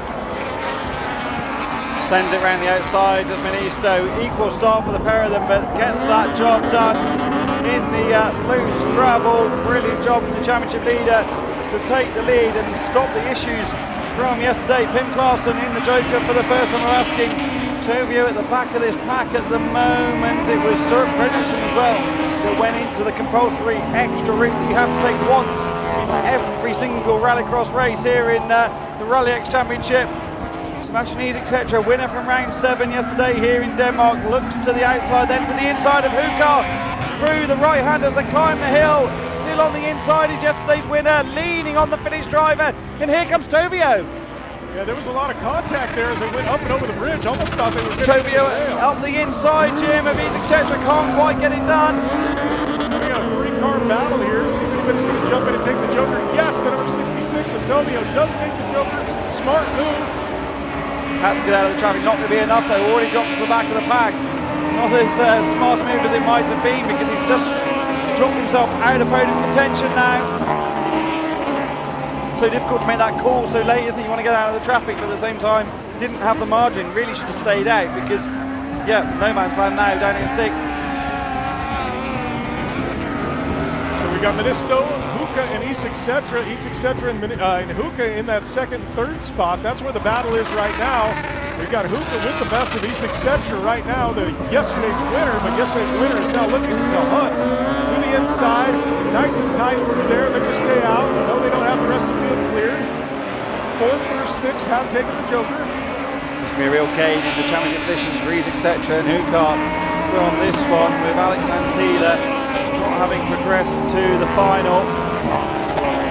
It's going to be really close for the 2nd and 3rd places in the championship order next weekend in Germany, but Ministo, who is back where we've seen the young Finns so often this year at the front of the order, will be getting a whole load more points now and closing very much so on the championship title.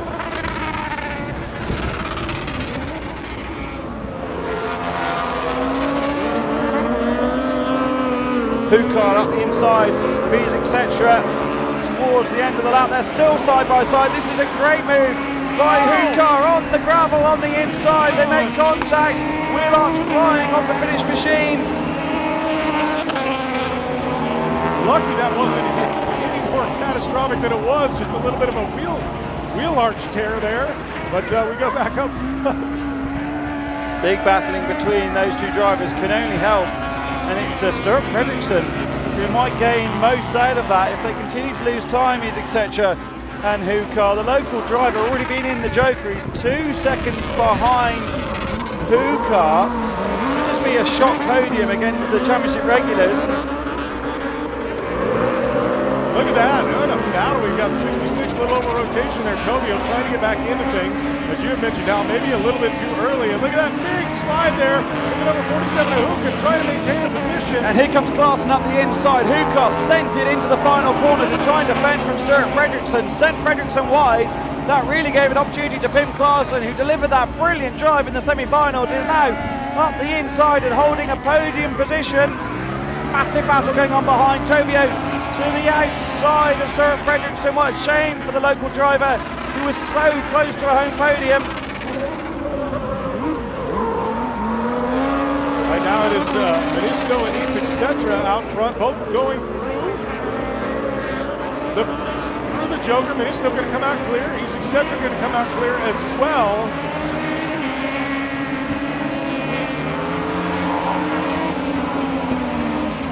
Wow. So Ministo, Etc. and Pim Clausen is your podium. That was an eventful race, especially that final lap. Ministo got the job done. Back in the final.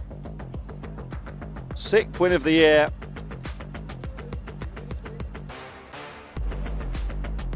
Ministo ran the outside of the first corner. This was part of the drama.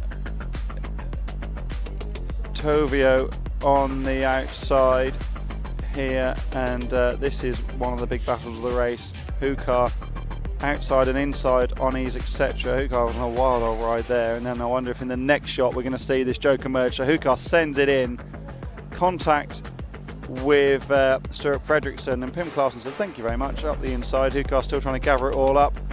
None of that troubled Ministo though, who drove free out front, and actually all that battling helped Sebastian Etc., yesterday's winner, to finish second.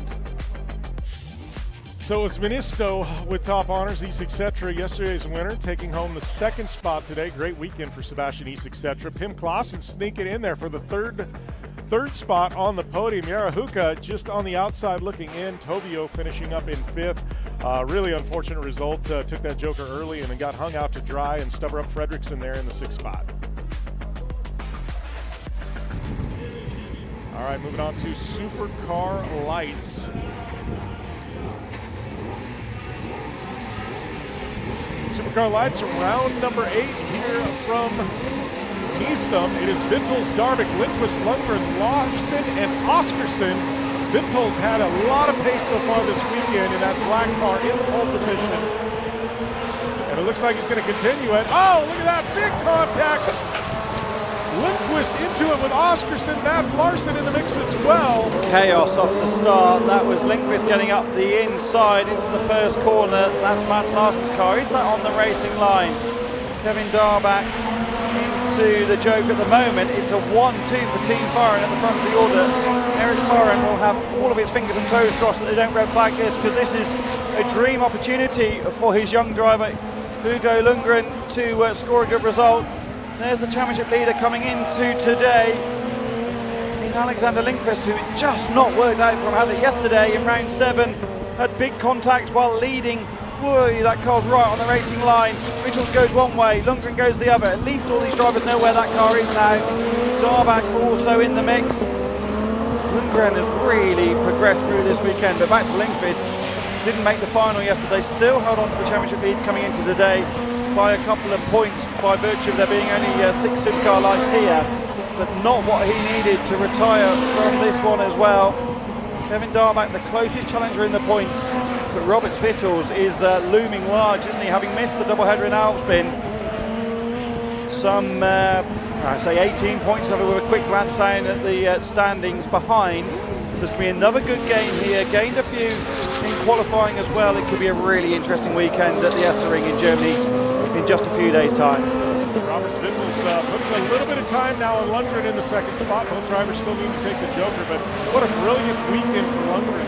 Took a win in one of his qualifying heats yesterday, did so again today, transferred into the final, and is having an opportunity for a podium in his debut weekend here in Supercar Lights. What a great drive by this young driver, but right now one of the best in the division. Robert Vittels is just absolutely putting on a clinic, about 10 car lengths over 2nd place. The best in the division, I would say. He dominates unless there's drama so far this year. Lundgren's barely put a mark on that car all weekend. There's some time marks up the left-hand side for some battling early on.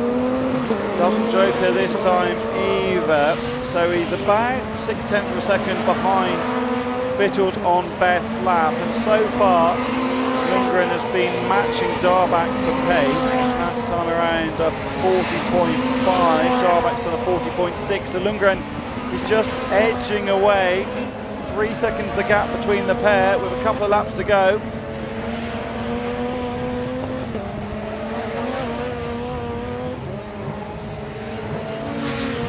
Vittels Owens with a big gap over second. Both the drivers trying to dodge the wounded car there. It looks like we are going to have Lundgren dive in, take the Joker. Darvik in third has already taken it. Lundgren going to be very close here. Darvik! Oh, contact from Lundgren into Darvik. Gets it done up the inside. Darvik was wide on the way in, tried to go around the outside. This isn't over yet, I don't think. Darvik looks to the inside. There's only one clean racing line up the straight now. You can see Darvik in the brakes. Looks to the inside of Lundgren into the right-hander before they climb the hill. Bit of contact between the pair. Lundgren still holds it at the moment. Wow, and the next opportunity is really ruined, isn't it, by Mads Larsen's car being there. You can't get the run down into the braking as you might want to be able to do. Back up to our leader, who has taken the Joker here on the final lap. So Vittel's going to walk away with us. Right now, it's going in this last corner. Darvik trying to get the best of Lundgren. Looks to the inside, nothing there. Checker flag out. Newcomer Lundgren taking home the silver medal in second place. What a great effort by him to find that second podium spot. And it's a 1-2 finish for the Team Fahren squad. Eric Fahren will be satisfied with that. Got some super experienced people in that team. His father, Ronnie Larsen, and many others as well. Kenneth Newberg from the Hansen Motorsport squad helping run the cars this weekend. Super job from them, and this was all about the first corner. So let's have a look at what happens here. So Lindqvist has got up the inside of Darvik. Darvik's come across a little bit. Oh, poor Mads Larsen didn't do anything wrong there, just got fired into, sandwiched between Oskarsson and Lindqvist. Hope we can see that again in a minute. This is from the back. So Lindqvist has gone up the inside of Darvik. They've had contact. Lindqvist squeezed into the wall in his torrid weekend. It wasn't Darvik at all. It was Oskarsson and Lindqvist got squeezed together. It broke the suspension on Larsen's car in the Linneman promotion machine. This is the Joker merge. Lundgren up the inside of Darvik after minor contact in the rear. I wonder if that'll be looked at by race director Reinesen, so I guess it will be.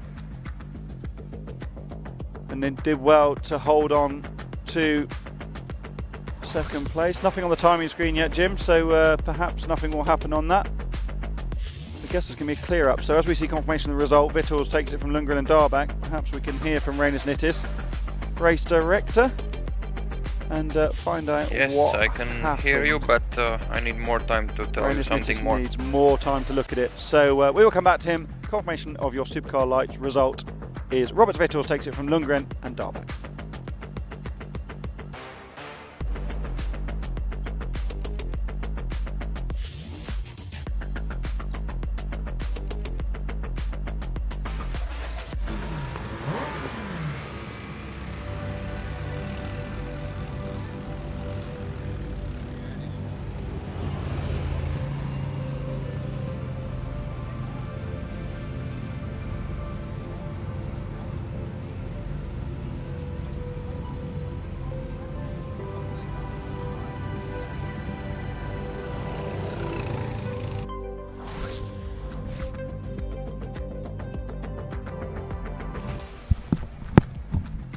All right, so off the start of this one of the replay, that was that big contact.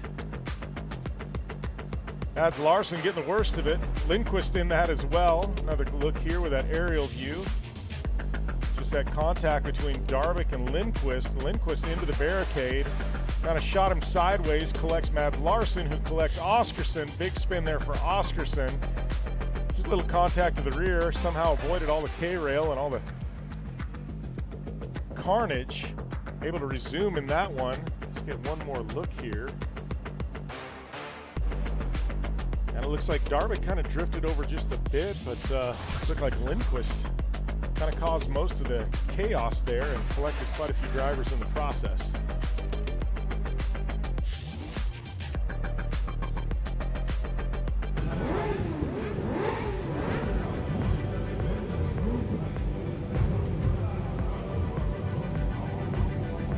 Soft open in this one.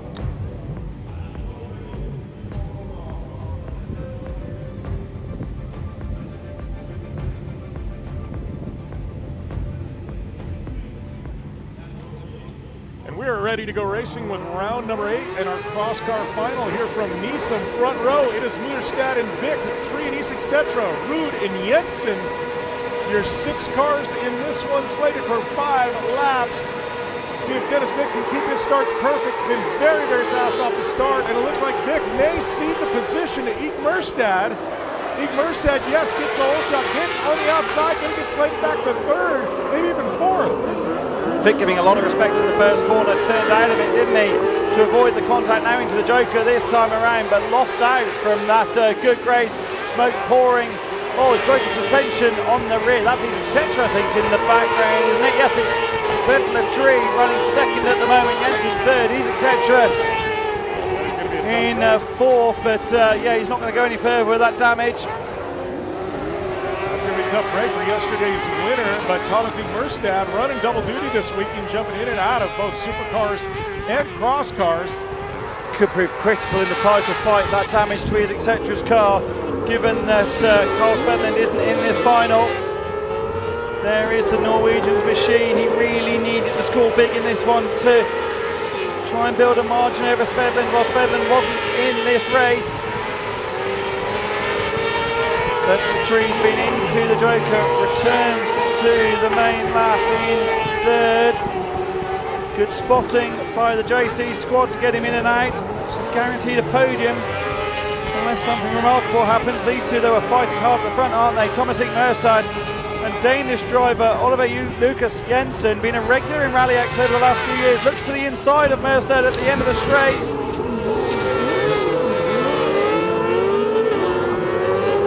Eek Muirstad Jokers this time around. Massive commitment into the extra route. This is to try and cover off Vettler Tree. It's not going to be enough, though. Vettler's on the outside. Wow! What a move from Thomas Eek Muirstad. He's centred up the inside of his compatriot into the final corner and maintains the position. I was sure Vettler had got that done. There's nothing to choose between them going down the straight.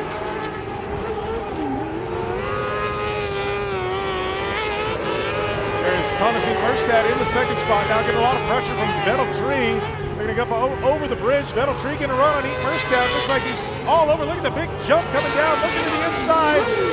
So slippery. Dives over. So slippery in the braking area. Vettler looked to the inside but couldn't get it done. Up front though, Oliver Lucas Jensen is setting purple lap times. Fastest of all in this race. These two are holding each other up as well. The gap as they cross the line has gone up to 2.7 seconds, another fastest lap of the race, and then 39.9 for Jensen as the two Norwegians are side by side again. Vettler Tree looking to the outside of Eek Muirstad, now to the inside on the curb. This is costing them time, 2.8 seconds the gap now to the race leader. Oliver Lucas Jensen's got another couple of laps to go. This will be a dream home victory for the Dane. He's going again, no other option. Really got to hope that Vettler Tree keeps hounding the back of Thomas Eek Muirstad, which he continues to do.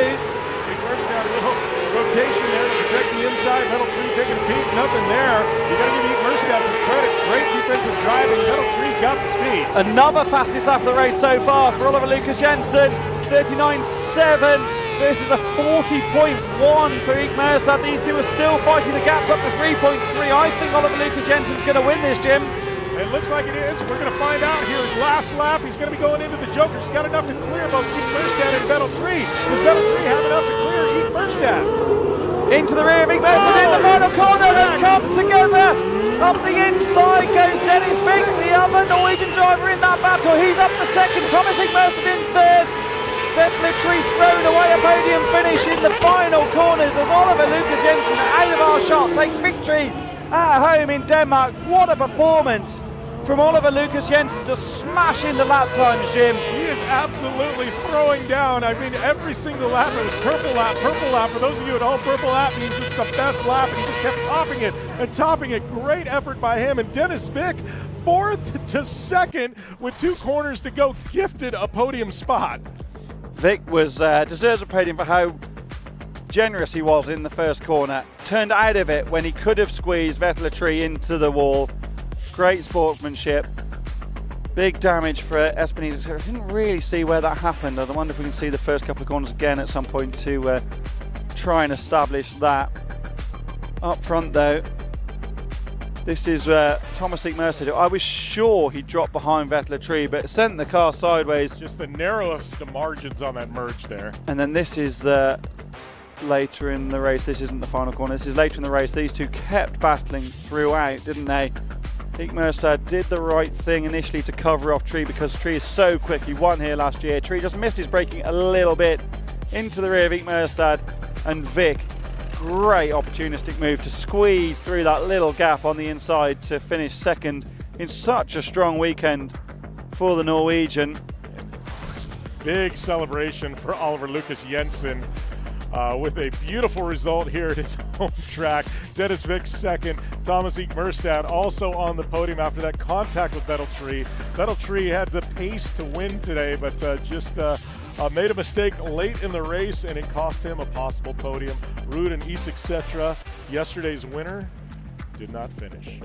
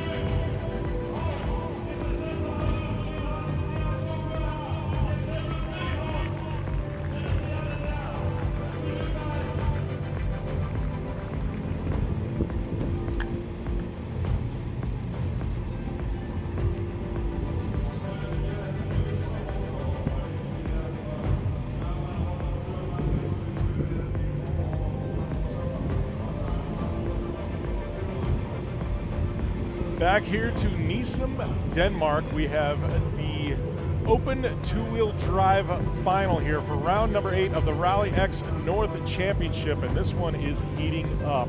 Lucas Gabrielsen there in the inside is going to have the opportunity to extend his points lead. Pretty much got the lock on the championship, but Victor Johansson wanted to play spoiler on things there in the second spot. Also in this one, we're going to have Christian Tisland and John Nee, Jason Bleasdale, and Royrus in that final spots.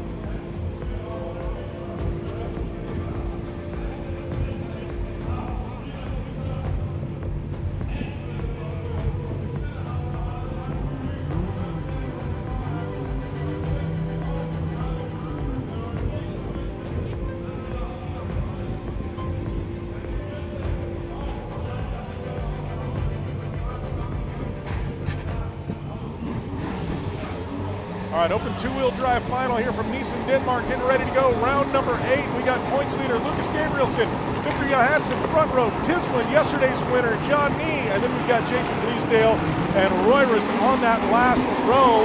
Look at that big jump there from Tisdale, trying to get in the mix, but Victor Johansson going to slam the door on the whole field. Victor Johansson doing exactly what he needs to do if he wants to keep this title fight alive going into the final weekend of the season in Germany next week. Yesterday's winner, Tisland, running third at the moment. Royrus into the joke of the car fixed after that incident with Bjorn Sture in the semi-finals, but this is not what Lucas Gabrielsen wanted from this race. No, not at all. Lucas Javerson wanting to get out front. Not what he likes to see is Victor Johansson, last year's champion, in the front. And Victor Johansson, winless so far this season, would love to get back into things and stamp his ticket on the top of the box at least once this season. Absolutely. Had a tough old weekend as well in Germany last year from memory.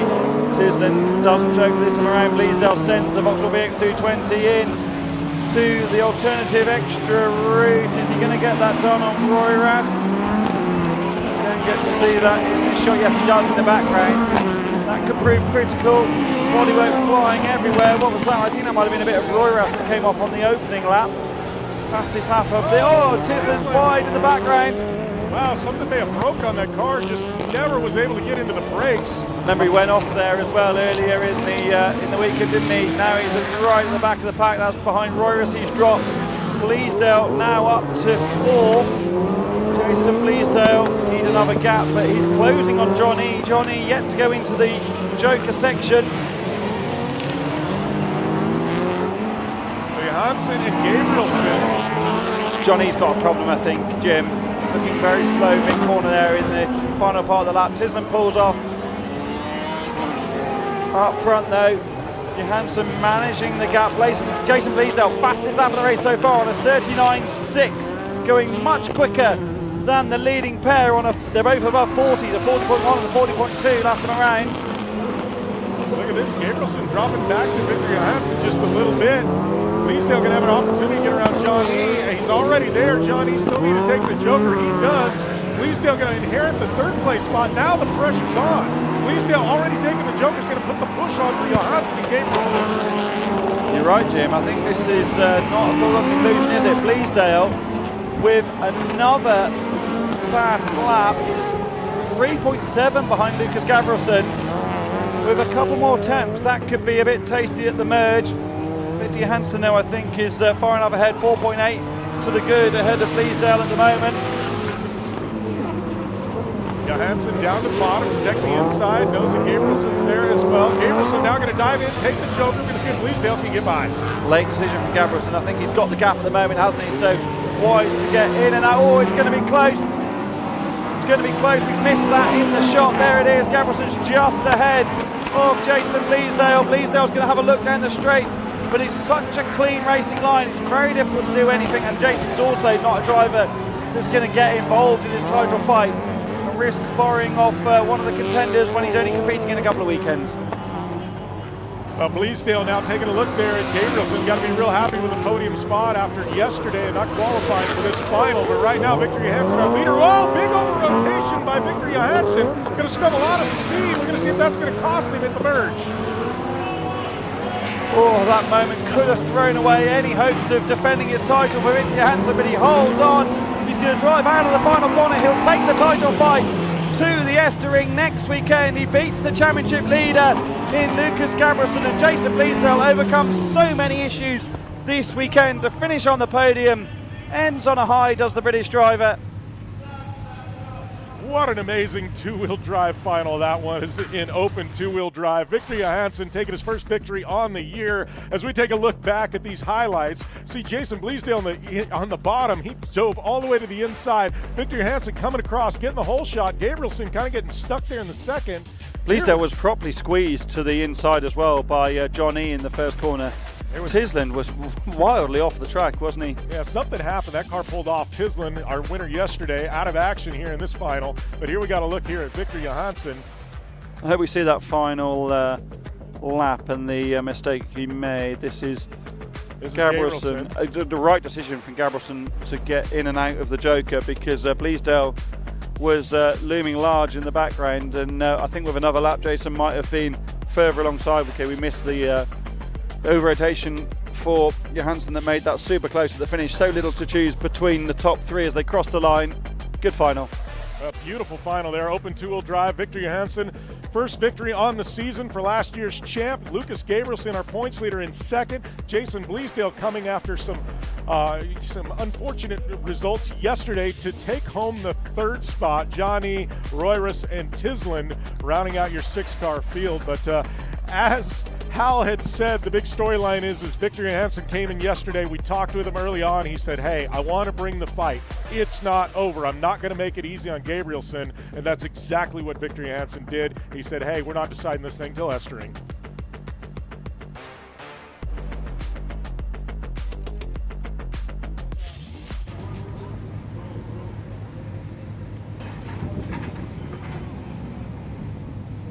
Round number 8 of our Supercar final slated here from Nysum, Denmark.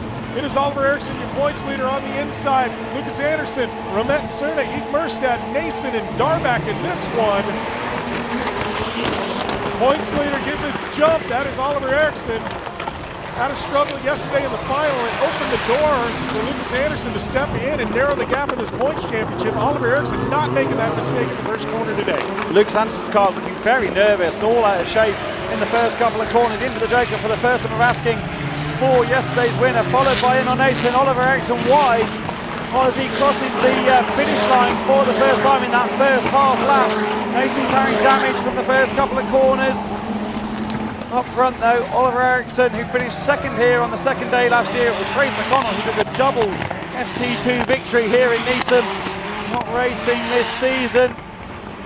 Here's McConnell, but Ollie Eriksson exactly where he wants to be. Tried an outside move in the final yesterday, just didn't work out, ran wide into the bank, knocked a tyre off the rim and retired before we saw that big accident before at the moment and the race was stopped. Nason being dropped to the back of the pack. Lucas Anderson though, Jim, closing on those that are yet to take the Joker. This is a great little racecraft from Lucas Anderson. Took that Joker early, got out of the mix. Now he's been able to battle back, fight back, gain that track position. Now he's got 4 leaders who have yet to take it. Lucas Anderson's going to be a factor in this as it plays out. Fastest lap of the race for Anderson last time around on a 37.8 to 37.9. The race leader, Ollie Eriksson. Oliver Eriksson, big brakes there, protecting the inside, not opening the door for Eek Merstad. Eek Merstad now going to dive in. He's going to take the Joker. It looks like Darvik was going to take it as well. This is to try and cover up Lucas Anderson. He's got the job done, has the FC2 Rallyx debutant. He has driven an FC2 car in Norway at the end of last year. But in Rallyx, this is a maiden appearance, and he's doing a great job as Eek Merstad. Romet Cerna now in the second spot, trying to hunt down Eriksson, who's slowly starting to check out on this field. But right now, Lucas Anderson, the one on a mission with Cerna and Eriksson yet to take the Joker. Anderson hounding the back of Eek Merstad. The gap between Cerna and Eek Merstad is 1.7 seconds. So Cerna's got to go again. Spotter Jarmo Weiss will be saying, you've got to keep pushing. We haven't got a gap. Got to be hoping that there's some contact here, something between Lucas Anderson and Eek Merstad is Romet Cerna, because right now I think he's going to be in the 4th spot on the outside looking in on the podium. But going up front, Ollie Eriksson doing a beautiful lap here. He needs a heap more time loss though, doesn't he? Does Cerna for these two behind if he's going to salvage a podium. Cerna's got a problem, pulls off to the left-hand side of the circuit, even though already taken his Joker. Eek Merstad now moves up into second. Anderson hard on the back of the Norwegian driver. Ollie Eriksson's in the Joker. Anderson looks to the inside of Eek Merstad, clips a track marker, no way through. Oliver Eriksson handily clears the field with 1 lap to go. It's going to be newcomer Eek Merstad in second. Lucas Anderson needs to get around him if he wants to narrow that gap to Oliver Eriksson for this points championship. This is not what Lucas Anderson needs. Ollie Eriksson managing the race out front. Anderson dropped off the back of Eek Merstad a little bit on this final lap as well. I wonder if he's just living to fight for another day or if he's got a bit of an issue. Tobias Darback, the AM winner, in the background as well, but Ollie Eriksson absolutely unchallenged out front in this final. He's got 2 quarters remaining. Looks like they're going to finish the way they sit right now. It's going to be Oliver Eriksson coming around this final corner. He's going to be taking the checkered flag, and victorious in round number 8. It's going to be Thomas Eek Merstad and Lucas Anderson with your podium. Local Tobias Darvik just sitting on the outside in 4th. Oliver Eriksson got to be real pleased with that result. Obviously ceded quite a few points yesterday. Now starting to stretch that gap back as we take a look at these highlights. And that was the story of the day. Oliver Eriksson got the whole shot and he never really looked back. Thomas Eek Merstad trying to make it racy early on, but Oliver Eriksson, the veteran, just running away with things. Brilliant start for Eriksson, made all the difference. Wasn't a perfect launch for Lucas Anderson that ultimately made his life much more difficult than it might have been. Sitting behind Ig Mørstad. Someone's doing donuts on the track, we can hear from our commentary position. Shame for Romit Cerner, who dropped right to the back of the pack come the end of the race. He hasn't had the weekend he wanted, still hunting a first victory at this level, the former cross car driver.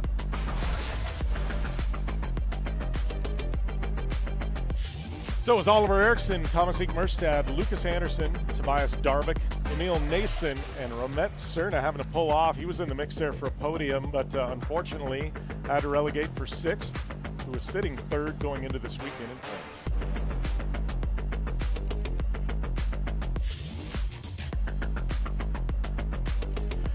Well, Hal, I mean, obviously we're wrapping up here from Nysum. I got to tell you, first time here, this is just an absolute beautiful facility, and we saw this weekend the racing action that was here at Nysum. I mean, this track, it definitely lives up to the hype. Yeah, fantastic, isn't it? There's such a variety of corners. We saw that battle in the Open Tour Drive semi-final where Bleasdale's VX220 was so much better around the technical bit, and then the big Volvos were much faster in a straight line. And I think you get that across all the categories. Some drivers excel in certain areas and others. And this track's got everything. I think it, as I said in the opener to the first show yesterday, this is one of the unsung heroes of rallycross tracks in the world. And yeah, we come here once a year, and it's always fantastic. Absolutely. I mean, obviously, next weekend we've got Estering. We're crowning champions. And I got to tell you, after this weekend coming in here, we had some points battles we thought were decided. Some are, but the points chase is very much alive heading into Estering next weekend. Yeah, the battles are going to be fascinating. Lucas Gabrielsen is just on the cusp of winning the Open Tour Drive title. That can be done during qualifying on Saturday in Estering. There's no doubt about that. But reigning champion Victor Hansen will be desperate to try and stop that. And across all the categories, there's been some interesting sways. As Alexander Lindqvist in lights, not having the best of weekends. Carl Svedlund having a shocking day today. Monisto has really stamped authority on the junior cross car championship race, and we'll see how that transpires on the first day in Estering as well. So there's a lot to play for. And yeah, while this may be one of the unsung heroes of rallycross tracks around the world, everyone knows about the Estering, and especially the first corner. So I can't wait to see that. Yeah, I'm excited to be at Estering. It'll be my first time. Thanks to everybody tuning in here in Europe and across the globe in North America. On behalf of Hal Ridge, I'm Jim Beaver. We will see you next weekend in Estering in Germany as we cap off an amazing Rallyx season. And then later on, yes, we're going to Portugal for that global final.